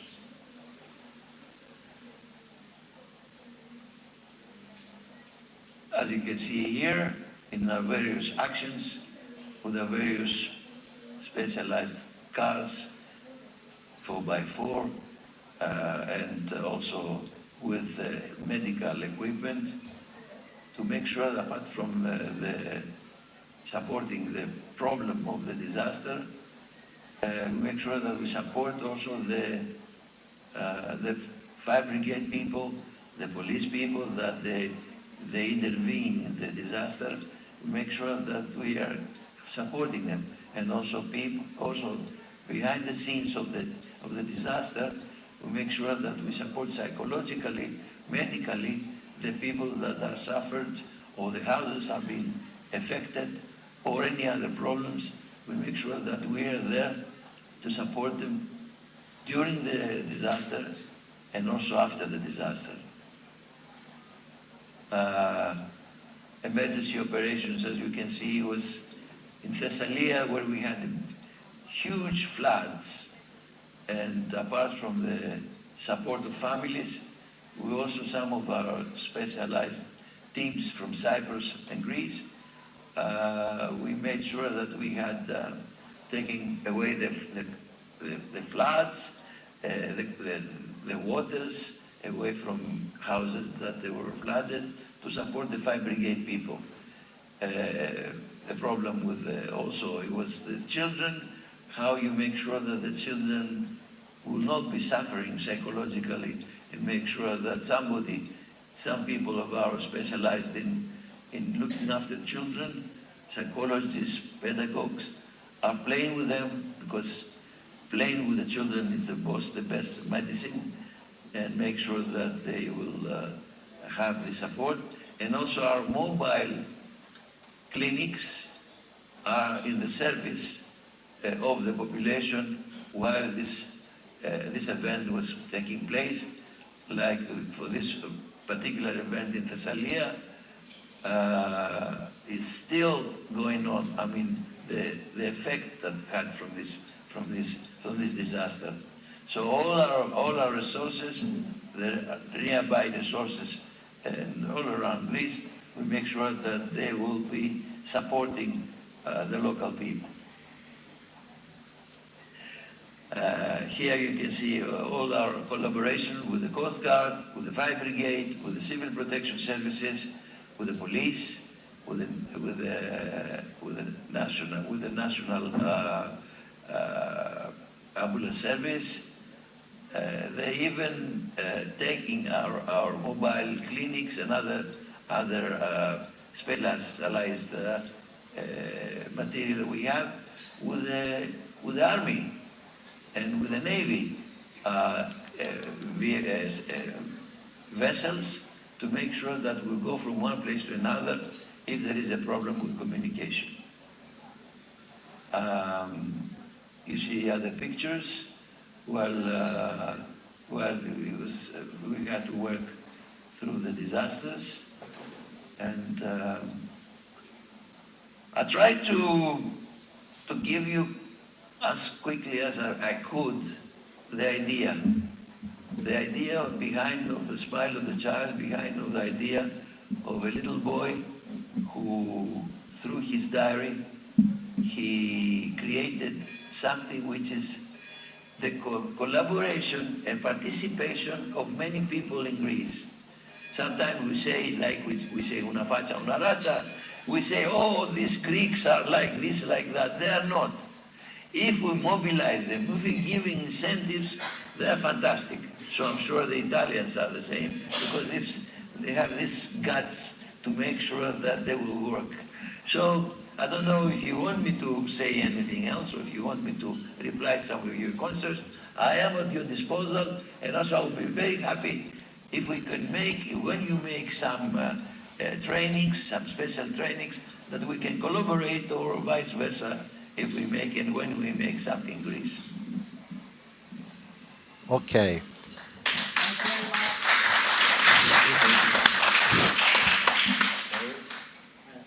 Wrong microphone. So thank you very much. We know Smile of Child from previous project, but it's always very interesting to see how many instrument, tools, knowledge, best practice you have.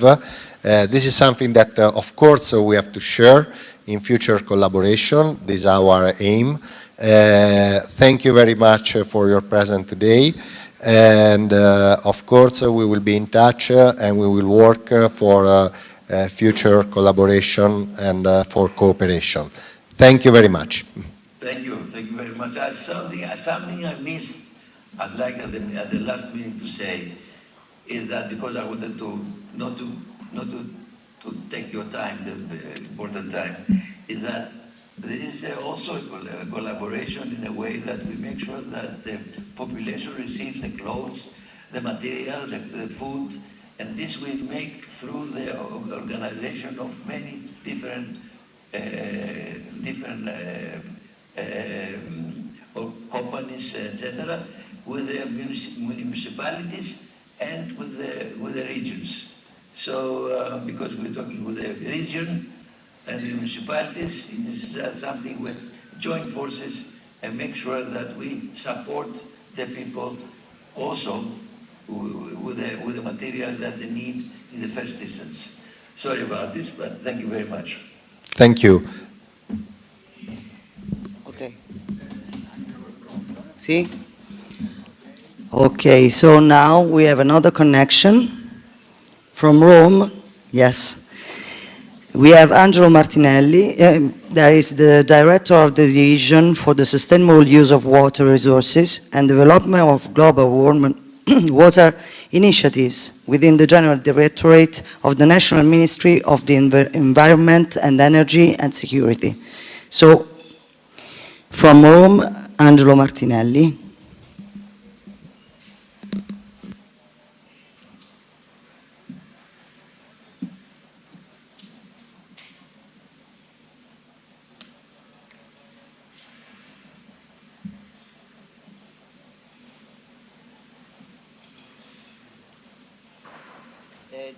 Deve accendere il microfono, aspetti che forse lo posso fare anche io da remoto.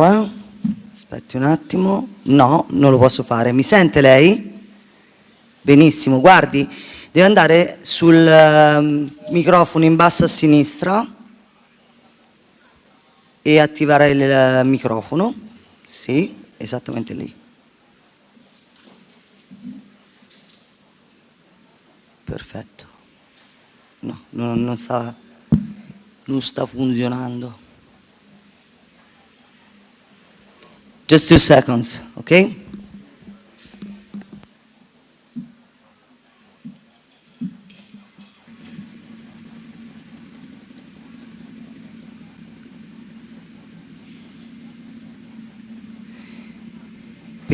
Allora, se mi sente, per la condivisione dello schermo conviene che apre prima la presentazione, perché io se vuole la apro anche da qua, però ho la versione quella lì che mi hanno mandato, no?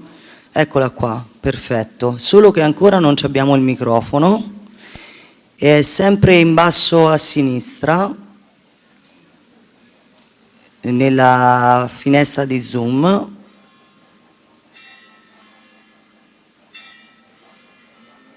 Come facciamo? Un attimo, vediamo un po', proviamo un po' a vedere. Chiedi di attivare audio, facciamo così.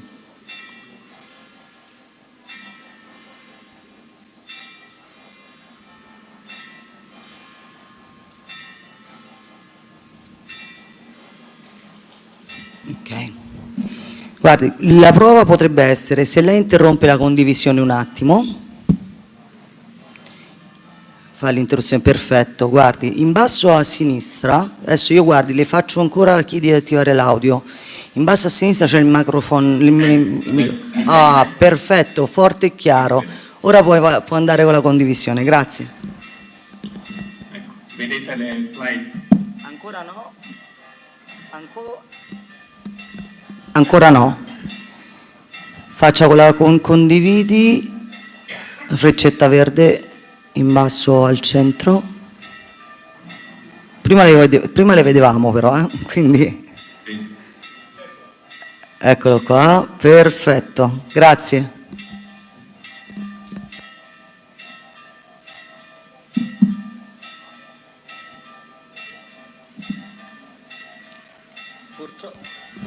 Purtroppo è ripartito il microfono, non capisco come mai, ma è ripartito l'audio. C'è qualcosa che... No, non lo posso attivare, posso chiedere di attivare. Ecco, adesso funziona il microfono, c'è qualcosa che... Quando condivido me lo chiude. Allora, possiamo fare... Ora funziona, perfetto, perfetto, perfetto, perfetto. Ok, posso cominciare? Da pure. Grazie mille.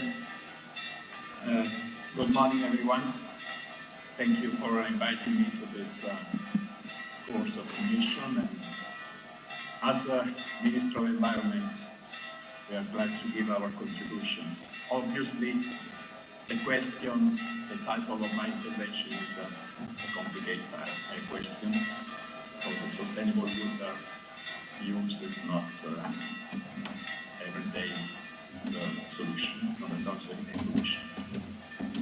But except apologizing for not to be present in Assisi, I hope for the future, I'm trying to give you our point of view. Our point of view as an institutional point of view, and perspective of our central administration, national central administration.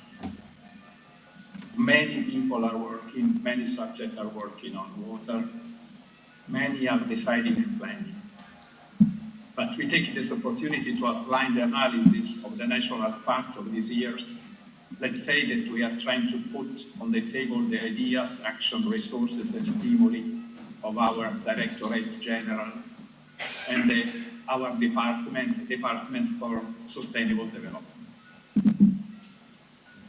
And we are necessarily starting from the Sustainable Development Goals, because the SDG 6 ensure availability and sustainable management of water and sanitation for all, and the related targets are the international obligation undertaken by all states. But seeing the charts, it seems far from being achieved. At the UN level, on December 2016, Member States adopted the International Decade for Action 2018-2028, water for sustainable development, with the aim of giving concrete action to the commitments undertaken by member states on a voluntary basis. But the road ahead is long. We hope that as a country we can build a functional strategic vision that aims to deal with emergency situations, to safeguard water and the connected natural and anthropic environment. As you can see, the SDG 6 is not the most performant goal, and according to the national data, we are still in progress, but we have some red lines. Specifically, concerning the targets and indicator provided by our National Statistic Institute, we have some green indicators, so we are advancing, progressing on implementing the SDG 6, but in our other cases, there have been no changes from the last 10 years. In particular, about the rationing of water supply for domestic use in part of the territory. We have some districts of national territory that are not still efficient from the water supply at domestic scale. Even if the water supply per capita is very important, even too much water we are using for that. The consequences of that management, incomplete management, are impacting on the environment. You can see the last lines. We have a good water quality for bathing along the swimming coastlines, but not everywhere. We had some progress in the last 10 years, but we are still not completely efficient. And the last line I have to outline because we are missing officially the statistic for the good quality status, chemical and ecological, of our groundwater and surface water bodies, including the coastal waters. So we are missing some progress also in reporting data to the European level. Concerning water distribution and efficiency, we have some lags. We increased in the last 10 years the lags of the loss of water from the pipeline. So there was no control, no investment into reducing the losing of water. And considering the drinking water withdrawals also, we have not progressed so as we expect. Concerning assistance, the last line, assistance in development of drinking water and sanitation, on the contrary, we are on the green condition, so the system is working very well. We have at national level 62 water services companies that are working for the local administration and are managing integrated management of water system, including drinking water supply and water treatment and sanitation. What we are doing at national level with measure and planning. Italy, being inside the European Union, is working in line with several directives, and in particularly with the Water Framework Directive and Flood Directive. Both directives are working together, even if the planning of at the river basin scale is not every time combined. So we are adopting as ministry different decrees, different legislation concerning all the topics around water. 2023, we adopted the National Climate Change Adaptation Plan, December 2023, but we are still working for implementation. We adopted in 2022 the National Strategy on Circular Economy. Circular economy is a new vision of the water management. We cannot only work on discharging wastewater or using water and avoiding the control of itself. So we needed a circular approach, reusing material, reusing elements, reusing water, and so on. And in that line, we finance with the Next Generation EU Italy 2021-2026 and certain number of water infrastructures combined with the new regulation of water sector, in particularly concerning the alignment of water concession fees and the fine of prioritization and intervention. Facing to several recent drought crises in 2023, the government adopted a national decree creating a national control room and an extraordinary commissioner for water scarcity and water crisis. Inside this decree, there's several measures to combat water scarcity to find a short and medium-term solution. Obviously, the basic action we need is finance and manage and monitoring the river basin management plan and the flood risk management plans. We are acting the 2022-2027 plans, and we are planning for the new one, for the new period, 2028-2033. Recently, we had a decree on environment, integrating new measure, a package of measures for protecting the environment, rationalizing environmental assessment and authorization procedure, and carrying out remediation of contaminated sites and geological hazards. All those actions and measures have to be deployed for the next years. Specific on infrastructure, we are adopting a national decree of the Minister of Infrastructure concerning intervention in the water sector and in the water infrastructure along all the Italian territory concerning dams, aqueducts, and pipeline irrigation system. This is the first time that all the ministries are adopting a unique decision, a unique legislation for defining the national priorities and giving a common approach to the implementation of infrastructure. We are still speaking of infrastructure, obviously, because they ask from the regional administration or for the local water services for new investment, but we have to rethink also the approach for the water management, and this rethink is based on the new plans. So we have tried to be more efficient, we are more logic on the plan of the resources. Concerning the water crisis, we are obliged to search also for new sources of water, the non-conventional water as desalination, wastewater reuse, and management also of rainwater and so on.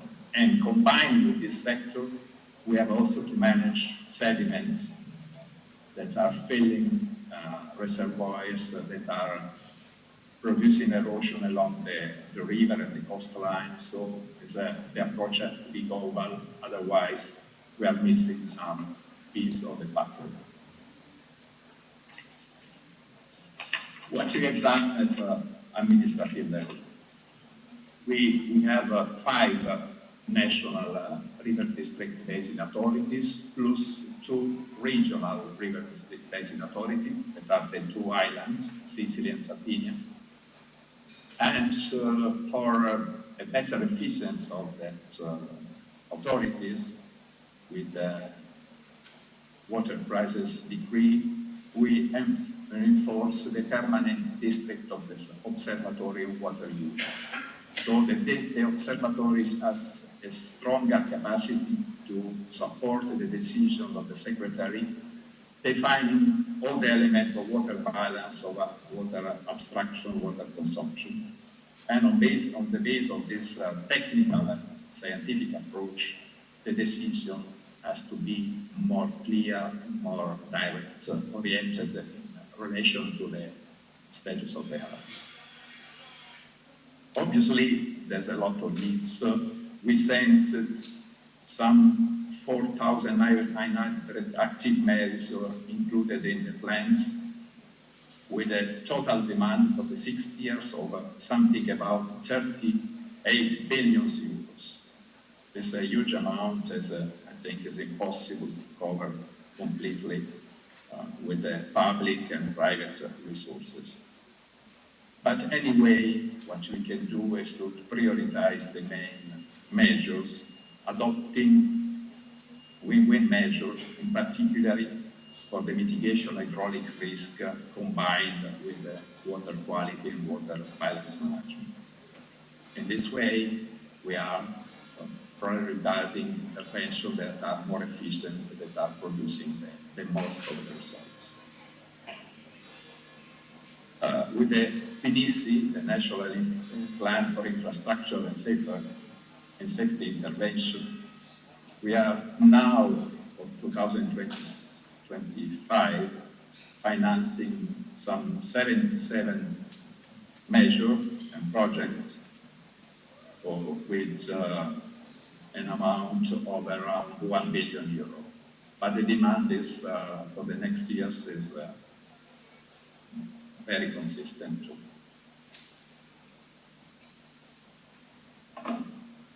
Obviously, we have a lot of activities and we have a lot of things to do. This slide is resuming what I was just saying before and what we are doing for drought and water emergency.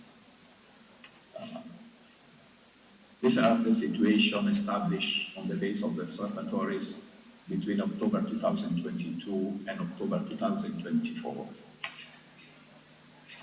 What you can see is that there are very strong changes. 2022, we had the drought crisis in the central North Italy. 2023 was a generalized crisis, and now in 2024, the North Italy moved back to normality on water availability, and we had strong crisis in Sicily. So the climate change is affecting very strongly also our decision. We cannot do any more regular planning. We can establish measures according to evolution, also the rainfall and the climate. In the table on the left down, you can see the demand for intervention financed by our National Plan for Infrastructure. And what about the Sicily? The situation of Sicily was supported by an emergency plan adopted by the Council of Ministers in May 2024. And the plan tried to address the critical infrastructure of the region with respect to supply and distribution system. Also for future emergencies, cause reduction of network losses, implementing of grid measure to support the population for supply of drinking water are interventions that we will need also for the future. But fortunately, the spring 2025 was rainy, and the crisis came back a little bit. So we are in a better situation, but we are not still out of the game. And what is missing in Sicily is the integrated approach. We have no integration of the infrastructure. We are not combining groundwater or surface water reservoir. We are not developing a integrated management system of the water services. We are still missing 3 provinces. And so this is increasing the impact of the crisis. Obviously, during this year, we finance a lot of intervention. One of that approach was combining water policies. In this slide, you can see the approach that integrate climate adaptation in synergy with the Water Framework Directive and Nitrate Directive to reduce the nutrient losses in the environment by 2030 and achieve sustainable management of fertilization. And the synergies of the action program are pursuing the Article 5 of the Nitrate Directives as an effective tool for reducing the eutrophication of water bodies, and so gaining also the objective of the Water Framework Directive. The action programs are recently strengthened, also to follow up on the commitment made with the European Commission under infringement procedure of 2028. So we are in a European procedure and we have to strengthen our team. On the slide, you can see some results from the study financed with ministerial funds and coordinated by the Pearl River Basin District authorities, which saw the participation of various universities on the origin and dynamic of polluting loads conveyed by the Pearl River Basin and other basins that flow into the Adriatic Sea. The slide shows the net load of nitrogen and phosphorus in the hydrographic basin due to the human activities, with a clear surplus for both elements. The balance highlights the excess availability of nitrogen at agricultural soil level in almost all districts. And surplus is greater than 100 kilograms of nitrogen per hectare per year in over half of the sub-basin of the whole district. So we have a lot to do for dispersing, reducing that loss of nitrogen.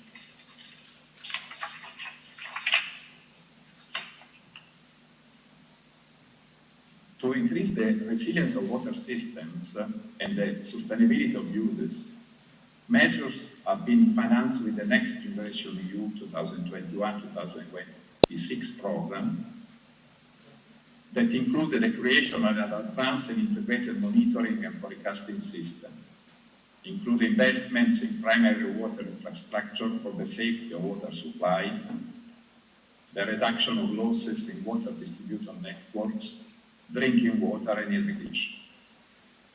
The investments aim at making wastewater treatment more effective and, where possible, transforming purification plants into green factories to allow the reuse of water for irrigation and industrial purposes. Significant interventions, but which would require similar resources in a systematic way.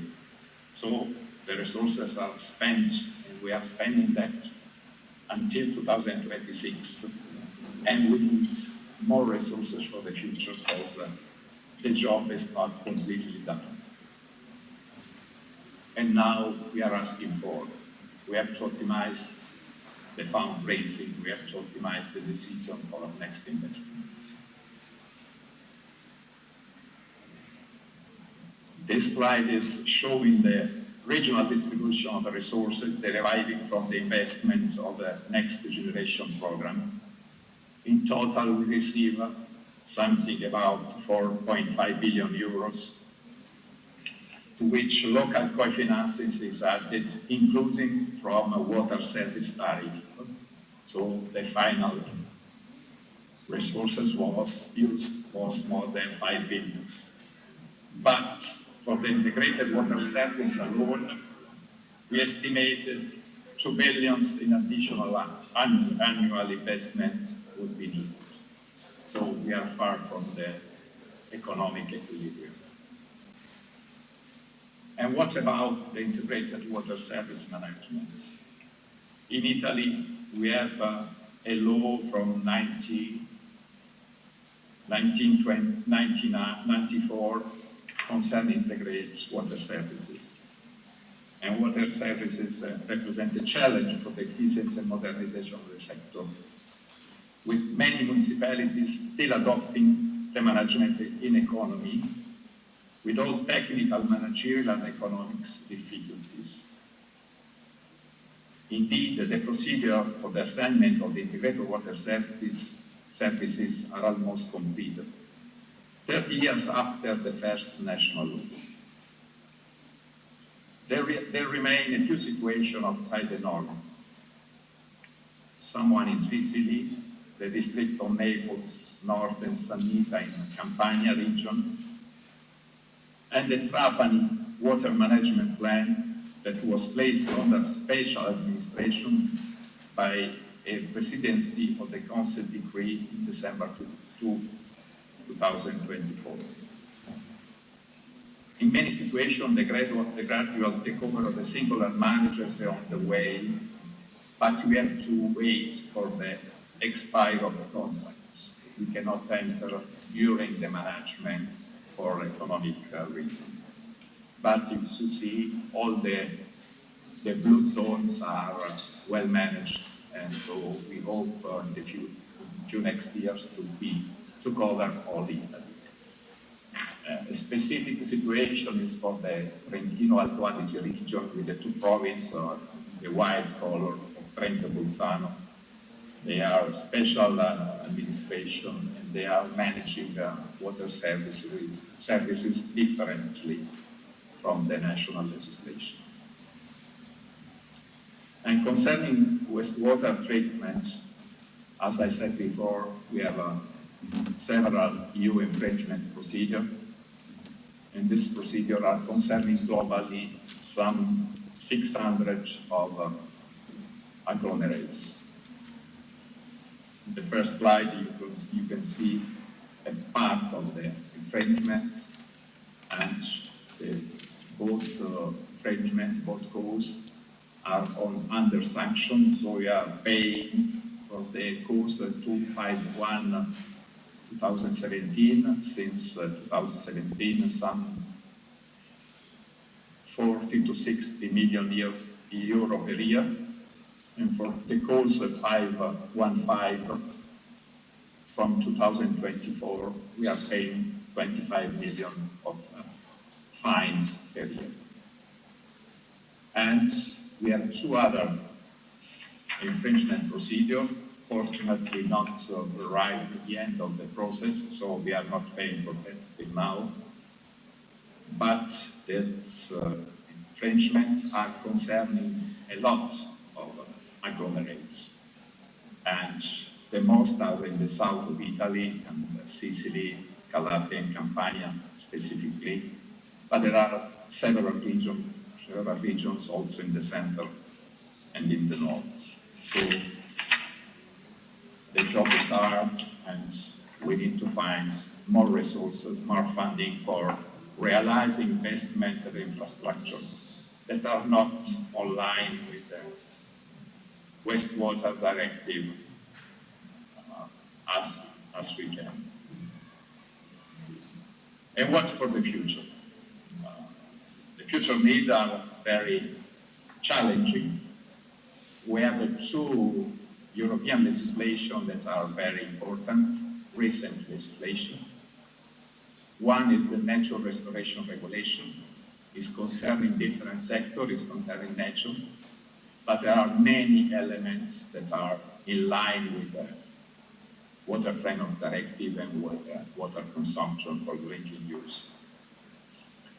Especially in the Article 4 and Article 9 of the Nature Restoration Regulation, the European regulation are obliged. We are not to adopt any national legislation for acting, but we are directly involved into the application of the regulation.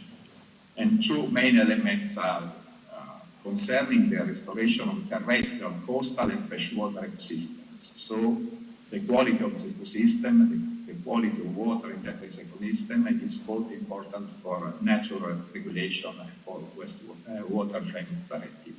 So we have to combine that actions, and also the timing of the action has to be in line, avoiding efforts and avoiding loss of resources. And the National Restoration Plan is expected by September 2026, so we have to work hardly in the next year for reaching that objective. And in 2028, we will act with a river basin management plan, so the two measures have to be coordinated. Concerning the needs for habitat types, to the graph you can see we have many habitats to be restored, even if there are many also in good condition. So the situation is ongoing, but we are far from the objective. The second important aspect is the EU water resilience strategy. The strategy was presented recently, the 4th of June 2025. You can find it on the document of the European Commission. And the new strategy is integrating several elements of management. Even if there are some prioritization, so there are governance aspect, finance and investment aspect of infrastructure, there are digitalization elements, but the central element of the water resilience strategy is the water efficiency principle. So if you see the inverse pyramid, reverse pyramid, we have to reduce first water demand, then enhance water efficiency, then act as reuse water, and finally, but last action, eventually increase supply, but only if the previous measures are not sufficient for the target. So the water resilience strategy is still ongoing at European Council, because there was an expression of the Parliament, there was the document of the Commission. You can see here the title and the link to the document. The document are in all languages of the European Commission, so you will find also in your languages, French, English, Greek, or Spanish, and so on. And we are discussing, still now, we have the last meeting on 17th of July at the Commission level, and that's our position. We agree on the strategy. Surely is a global approach, a good idea for fighting all the challenges we have. You know, you can see we have the triple crisis, global crisis, we have a political crisis, we have the war crisis in Europe and Middle East. So the economy of Europe and the social development of Europe is also influenced by all these aspects. So what we ask to the Commission and to the Council, because the negotiation is still ongoing, is to stress certain elements, particularly the bold one. So, okay with the water principle first, but we must take into account common methodologies and different sectors. For example, in the Mediterranean area, we don't have sufficient water resources for acting only water efficiency principle. We need to adopt stronger action for secure critical infrastructure and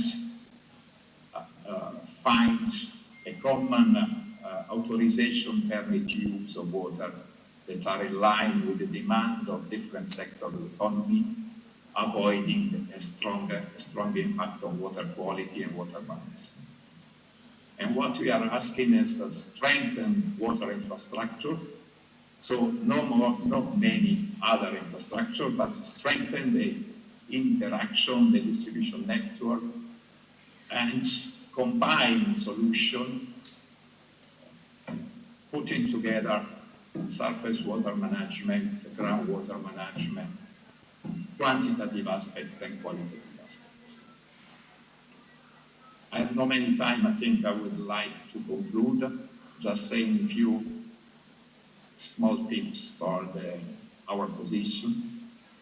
So we are pushing up activities of water reuse to address water crisis and to increase resilience. As Italy, we have some 4 billion cubic meter per year of wastewater from our public wastewater treatment plants, and we are planning to reuse at least 50% of the total.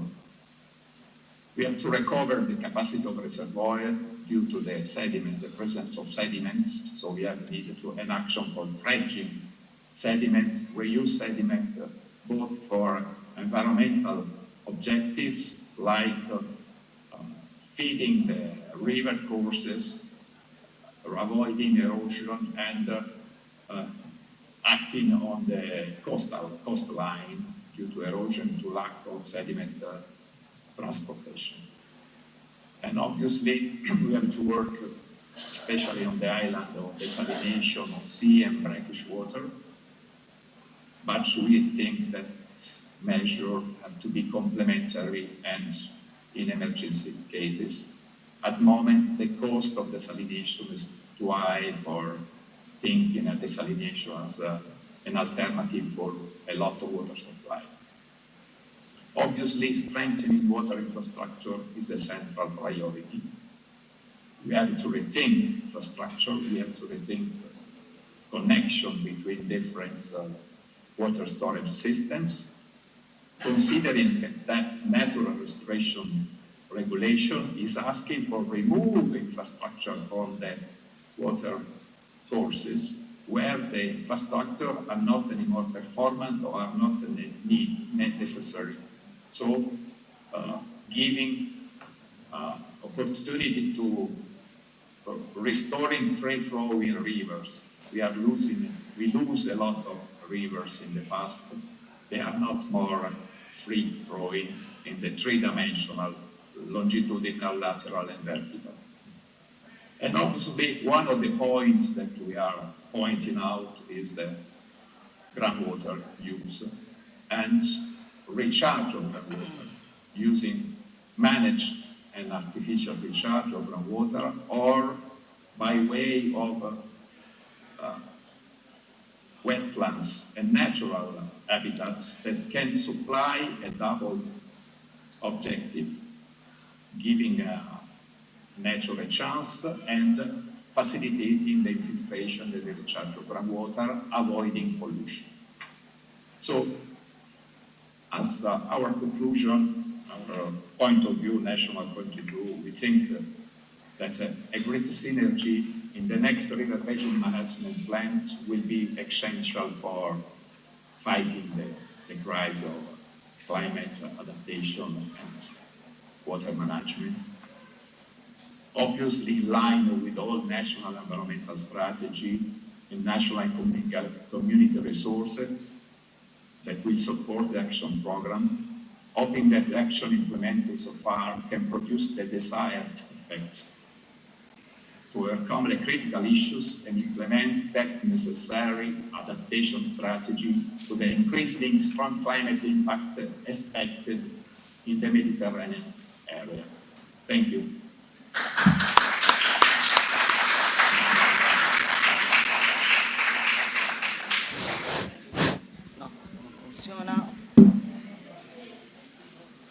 Questo funziona? Okay. So thank you very much. We really appreciate this intervention. Is there any questions?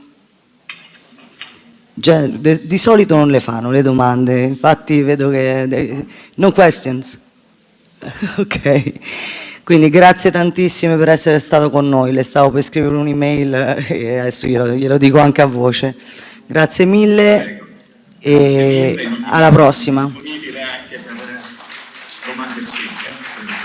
Grazie, grazie mille. Arrivederci. Thank you very much. Okay, so now I'm going to introduce Mr. Murad Marok. There is a professor in Blida 1 University in Algeria.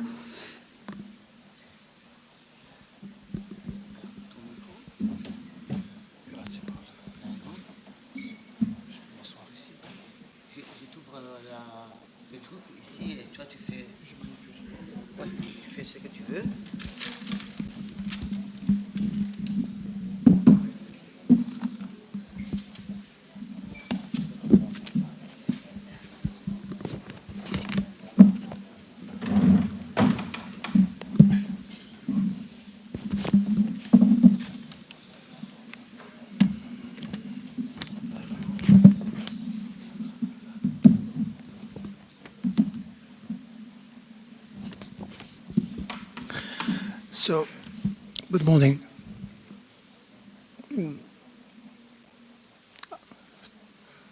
Can I start? Okay. Good. Good morning, everyone. I'm Professor Murad Marok from Algeria, coming from the University of Blida 1. So today I'm going to present for you a new system. Sorry, maybe my presentation will take more time than my colleagues before me, but I will respect the time, of course. Maximum 20 minutes, okay? I will change the system. I will change the system of presentations. We are going not to get the academic conference, but I will show you a film, video, okay, a movie, okay. So today my presentation will be about a new system of irrigation south of Algeria. This name of this system is Fougara. It's a local appellation there. So it's very interesting because we are going to the south of Algeria, inside the heart of the desert. So it will be amazing to know about the system of irrigation, how people stay there for long centuries, and they prove that existence there. It will be amazing also to show you how this system works. It's a traditional system, but it's always existing until now. So I will start my movie. We take some, sorry. So I named the title of my presentation is, not this one. Yeah. The title is Water in the Desert. A new vision towards the protection of resources in the Saharan territories. Case of study, Fougara system of irrigation where in Algeria as a monument to preserve and protect. We'll discuss after that movie, why I thought this system will be preserved and protected. Non, c'est pas grave. Ok, on commence par le film d'abord. D'accord, on peut commencer par le film d'abord, après on... Donc tu dois aller dans la vidéo, ok. Ok, d'accord. tu fais tout seul. Ok. So...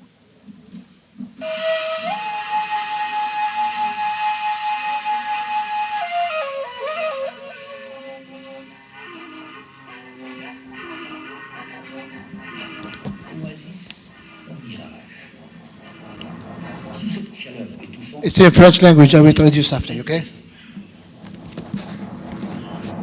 Dans ce moment-là, plutôt ce désert habité du sud-ouest algérien, ces hommes s'acharnent à puiser de l'eau, source de vie.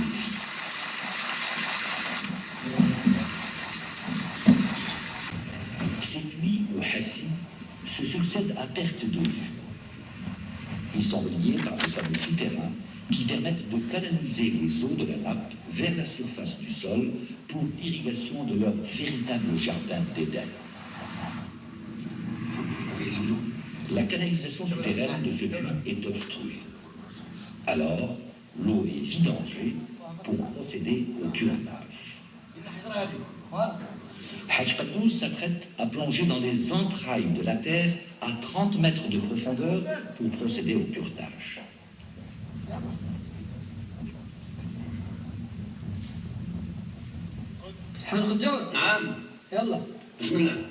Muni de sa seule volonté et de ses mains, Haj Kadour commence le nettoyage du drain empli de sable.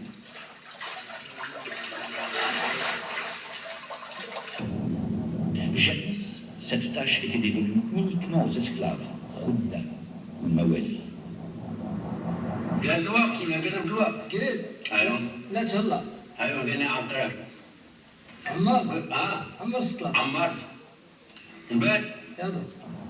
Aussitôt le seau rempli, les amis de Haj Kadour s'empressent de le remonter à la surface. La région du Touet compte 1400 fogaras, dont le 1/3 est à l'abandon. Il faut dire que la maintenance de ces canalisations est un travail pénible. Il est encore pratiqué de nos jours, comme cela se faisait depuis les temps immémoriaux.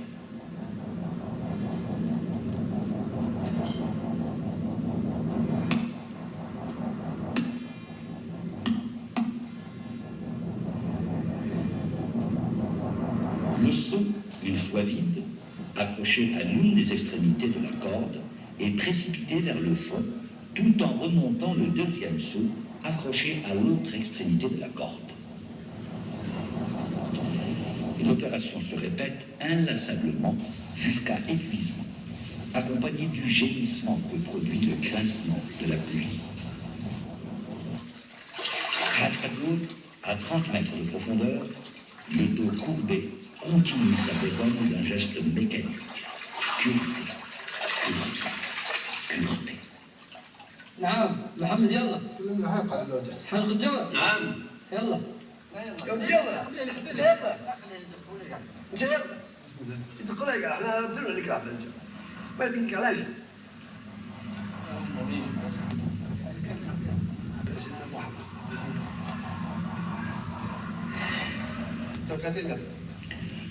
Au bout de 4 heures de corvée sans relâche, Haj Kadour remonte à la surface et il retrouve enfin la lumière et peut respirer un peu d'air frais.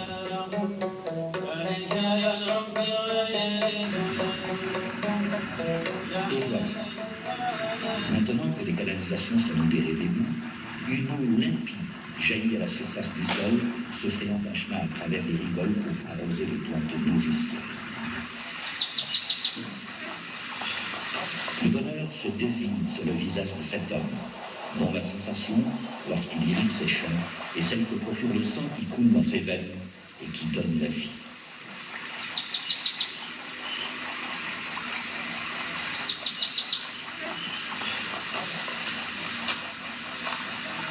Et le voilà s'assurant que l'eau jaillissante et bienfaitrice s'en va étancher la soif des plantes nourricières qui poussent à l'ombre des palmiers qui sont la marque du désert, le prix de l'océan.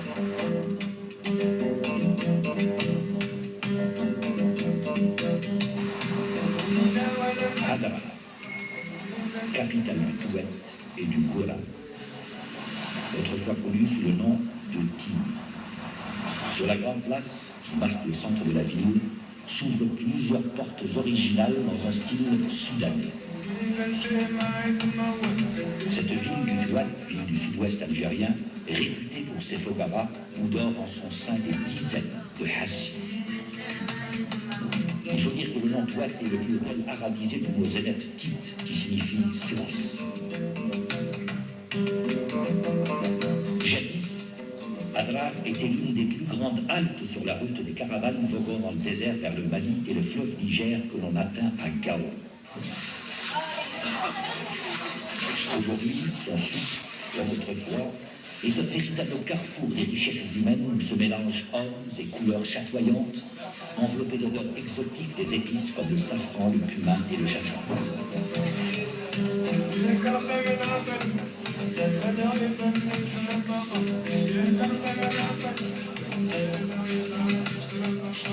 Autrefois, le Touat était la région la plus riche du Sahara de l'ouest algérien, où se croisaient les caravanes provenant des royaumes de Tlemcen, Fès, Tunis, Tripoli ou Tombouctou.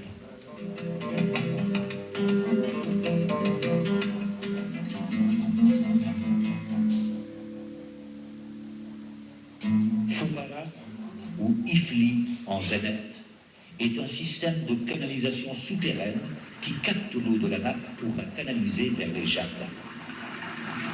Au Touat, les Fogaras sont orientés dans le sens est-ouest. Pour les besoins en eau d'Erzulia, la Fogara traverse d'abord l'Oxal pour aller ensuite irriguer les jardins. Des galeries en pente douce, entre 1 à 2 mm de dénivellation par mètre de canalisation, acheminent l'eau jusqu'à un qasri. Le qasri est une sorte de peigne répartiteur qui se charge de séparer les parts de l'eau pour chacun des jardins. L'espace entre deux dents de peigne est appelé Aïn. Et chaque Aïn appartient à un individu ou à un lignage. Deuxième boule, l'eau est acheminée par des séviettes ou canaux vers un autre qasri. Et ce schéma répétitif peut s'étendre sur plusieurs kilomètres. Une fois la part de chacun déterminée, l'eau arrivant par une sévia est récoltée dans un majen, un bassin de retenue d'eau. L'eau du majen est quotidiennement utilisée pour l'irrigation afin d'éviter le phénomène d'évaporation. Les maîtres de l'eau, les répartiteurs ou Kiyelma, sont des figures importantes du monde sourien. Haj Issa est une autorité dans la distribution de l'eau. Aujourd'hui, il s'apprête à réévaluer le débit. Ce genre d'action est renouvelé à chaque fois que l'eau change de propriétaire. Car, se trouvant parfois en difficulté, l'oasien met en vente des parts de son eau. Ainsi, le système des Fogaras est une sorte de bourse de l'eau. Suite à une rétrocession de parts, Haj Issa va procéder à une nouvelle distribution des quotas. Le kérat signifie petit pois.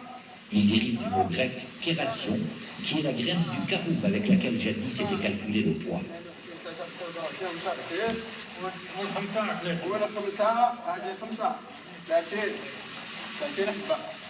Ce calcul se fait grâce à une grille en cuivre percée de trous de différents diamètres. Et chaque trou ou habba correspond à une part déterminée de l'individu ou d'un lignage.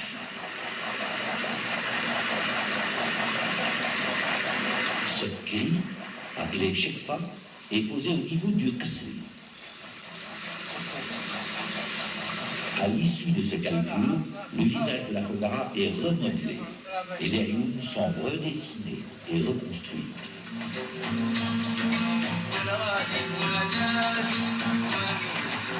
Comment ne pas être surpris à la vue du ruissellement dans la Fogara de cette eau rafraîchissante au milieu de l'immensité du sable du désert qui cache dans ses profondeurs une richesse incroyable.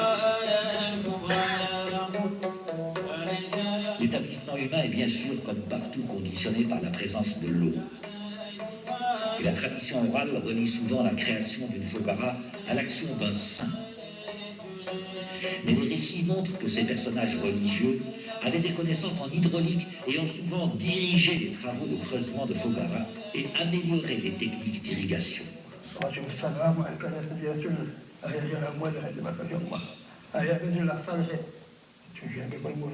Les habitants de la région se rendent régulièrement au mausolée du marabout afin que le saint patron de la ville intercède en leur faveur auprès du Tout-Puissant, pour que l'eau ne vienne jamais à manquer. Car si cela devait arriver, tous seraient dans l'obligation de quitter leur terre.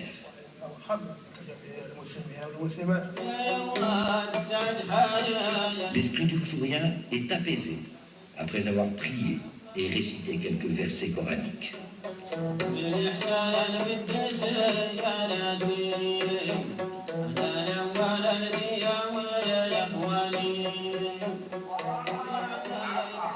À partir du mois de mai et jusqu'au mois de septembre, c'est la période des Wa'det dans le Touat. Des milliers de personnes viennent de toutes parts afin d'assister à la Wa'da. Véritable union du cœur et de l'esprit, les hommes s'assoient côte à côte pour écouter les paroles porteuses de messages d'amour et de paix. Lors de cette cérémonie, le chef demande aux fidèles d'organiser pour le lendemain une journée de tuisa, sorte de volontariat collectif consacré au nettoyage et au curetage des fogaras.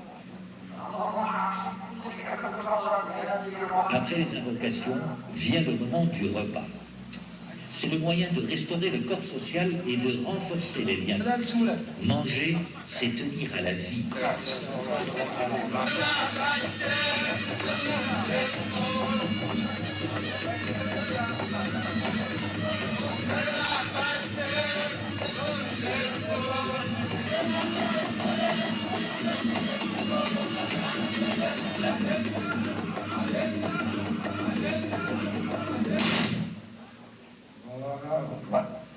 Au son du muezzin, Tamantit se détache peu à peu de la nuit qui l'enveloppe et sort doucement de sa torpeur.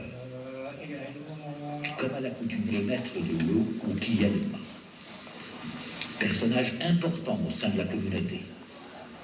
Si un propriétaire venait à vendre sa part d'eau ou bien en acheter, aucune transaction ne se fait sans la présence de Kiyalema.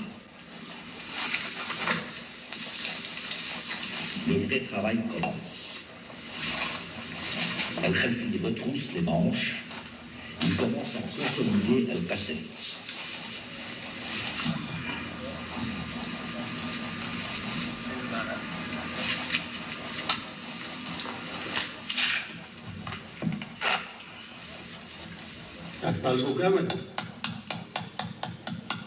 Haj Ahmed, apprenti qui est du moment, vient en aide à Al-Khalfi.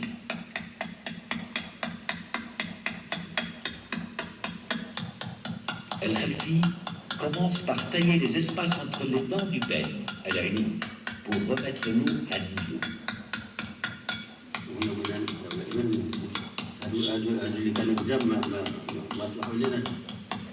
Al-Ayn est creusé dans une pierre en grès appelée tafza.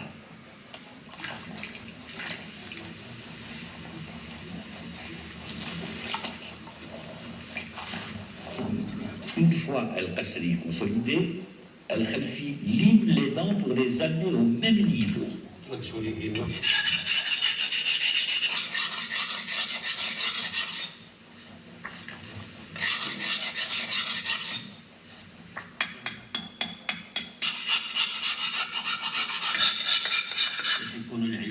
على سطح الماء مستوى واحد ولا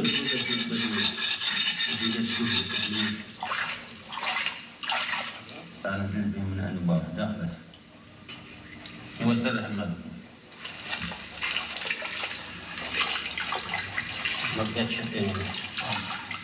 Sur le terrain, toujours sous l'œil attentif de Haj Ahmed. لا بغينا نعطوها حبات نتاعها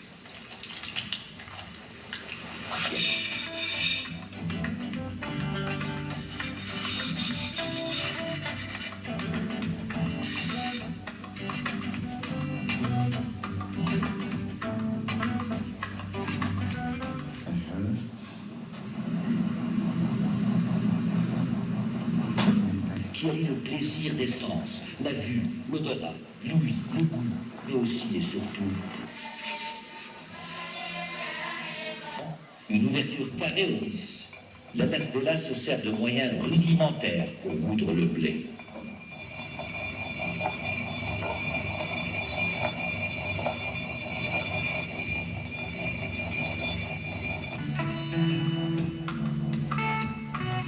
La mémoire orale fait à chaque fois coïncider la fondation d'Ansal avec celle de sa première mosquée, Al-Masjid al-Atiq.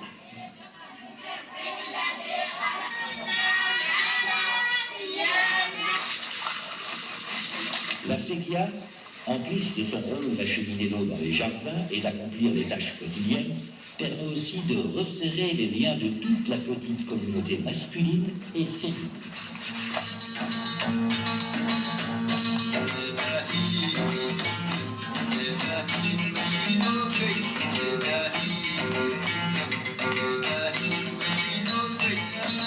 Les jardins extérieurs sont intimement liés.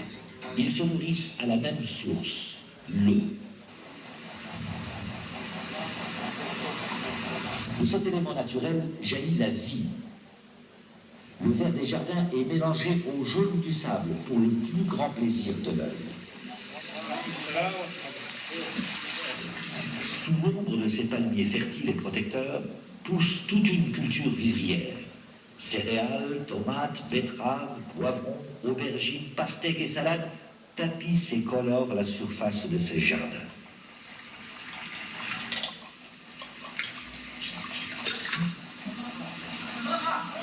De cette aquarelle naît aussi le tabac et autres cultures objets de transactions par le troc avec le Mali, le Niger et les pays du Sahel, jadis appelés les pays du Soudan.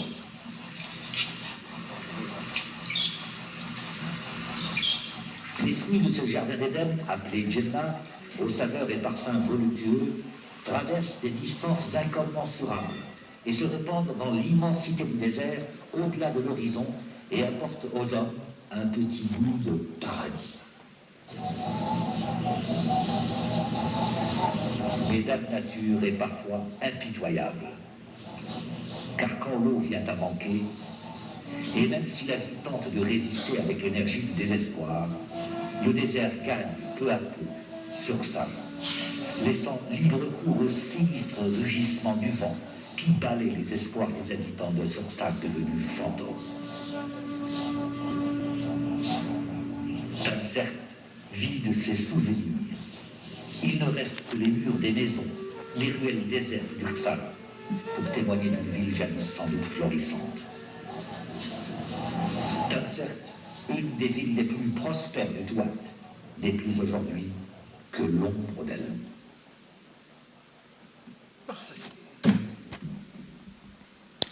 Perfect. So, sorry if it was not short, this movie, but I wanted, starting with this movie, just to present for you some important, very important informations about living in the desert, because everyone know exactly that when we mean about water, it means life. Can you imagine life in the desert? So it's so hard, sorry.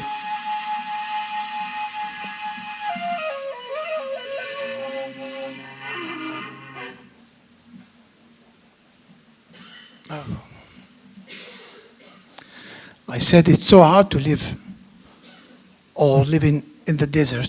So there is some conditions that the people will respect just to survive there. So the objective of the system of irrigation is named Fugara that I showed you starting from this movie, just to prove that it's very hard and difficult to organize the life there. But it's possible.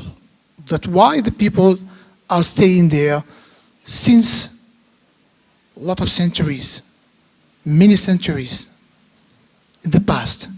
Until now, they exercise their life every day with the same rhythm. So this is the challenge made between nature and human.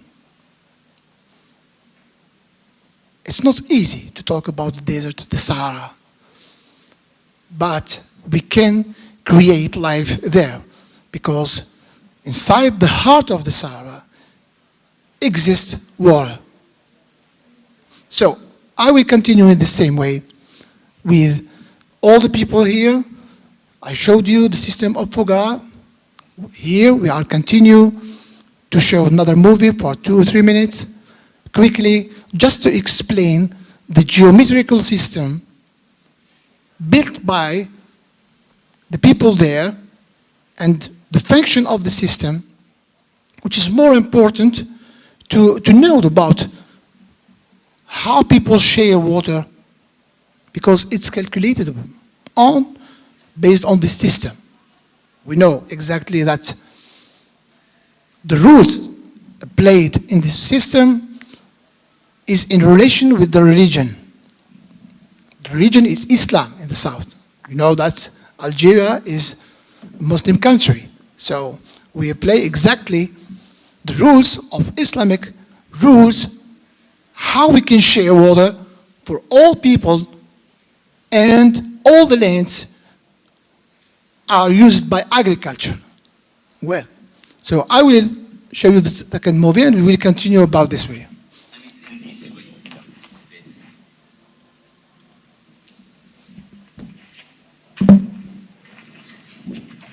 So, I said between It's in English. 7 or 8 centuries ago, the people dig some wells, 2 or 3 wells, sources, to find water, the phreatic nap. And they dig in this way to have a hole from this well to the second one, from the second one to the third one, to have water, to keep water. Then they kept water in draining system to the surface. And here they make other wells just for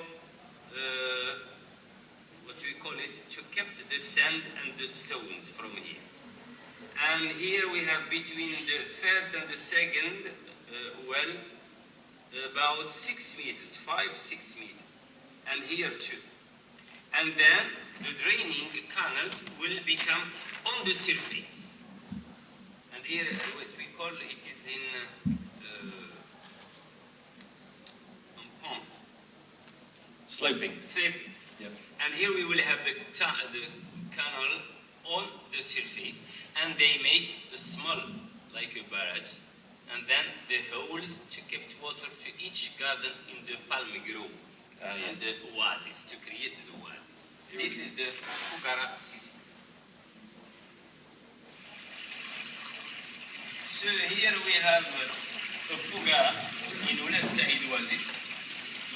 This Fugara goes down here, and here we have the distribution for each group.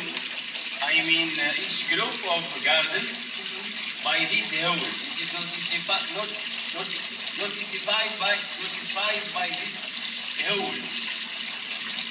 And there is a part of another Fugara with a small one, and here the third one.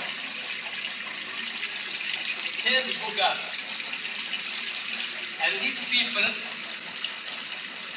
when they have a part of water from this Fugara, they can have a part from that one. Why? Because in July or at any season when there is a problem and there's no water here, he can have water from that. The safety system. And this water is free for anybody who wants to drink or to wash his clothes. But it is forbidden to take it for something else, except the people who have its own Fugara. And this goes during all the year, at any season, except in summer, the level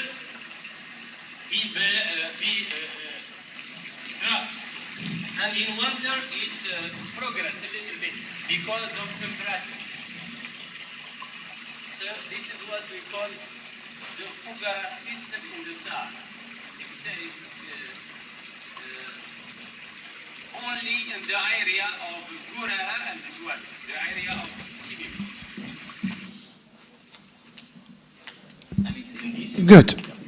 After this short movie, after this short 2 movies, I think everyone have the information about this system of irrigation in the desert of Algeria, in the Sahara of Algeria, named Fugara. So now I can show you quickly, of course, because we haven't time. So if you want, excuse me.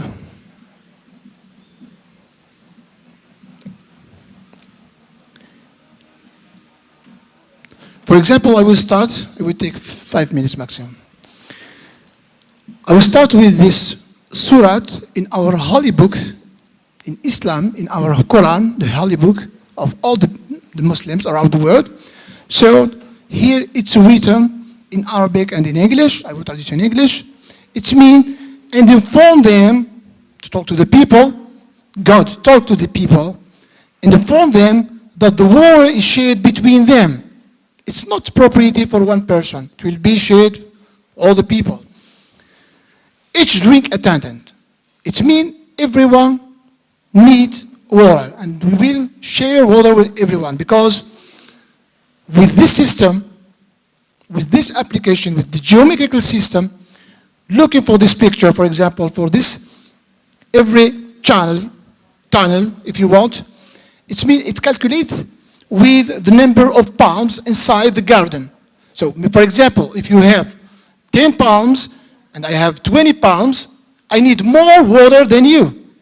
So this is calculated in function with the number of the palms inside the agriculture area, or the garden of palms, or the oasis, as you know. So starting from this, we have this organization, the geometrical organization. It's a viewing plan of the case area or the system of repartition of the Fugara. We have this section when we can see exactly the system between the city, the old city named Aksar, and the palmary of the oasis, as you know. So it will be the new system when we applied it, sharing the water between the city and between the gardens. So this system of Fugara can organize all these ideas or all these reflections. In Algeria, of course, it's structuring the water is a structuring system. So here we can see from this model of Fugara, different models of Fugara. There is no one model, but there is different models. So, for example, here we can see for the first model of the system, the water can be inside this tunnel, underground, going directly to the oasis or the palms. Another system, which is horizontal form, because that's what we saw from the first video that we showed you, that the men go underground and start to move underground just to bring water, and with the pressure of the water can be in the surface. This is the system. Here we can see in this picture, this is a lot of point of water indicating that inside we can go inside and bring water, and we can know the real plan, if you want, to starting from the first point when we can collect the water and the direction toward the city and toward the gardens. Here's this historical process of formation in the city when we can find this type of fugaras. And some pictures you can see here, for example, for this third, this is the view of Fugara, for example, when we can find, if you are inside the city, for example, you can find automatically, this is the system of irrigation, okay? The process. When we talk about the process, what we can do here, how we can preserve this system. So we can get the academic research, raising public awareness, and legislation and legal texts. It means that everyone have responsibility about to protect the system of Fugara. Not only the legislative or the text, if you want, not only the people, but all people are responsible to protect the system. This is one of some projects that I done with my student at the university before last year, what we inspired by using water inside the heart of the city and creating similar system, if you want, but modern system. Some pictures of this new city. This is me and with my student working inside my workshop, and thank you for your attention. Grazie.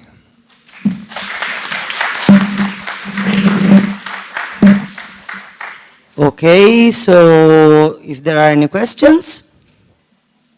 No questions? Okay, so now we are going to have lunch. Then we are coming back around 2:30.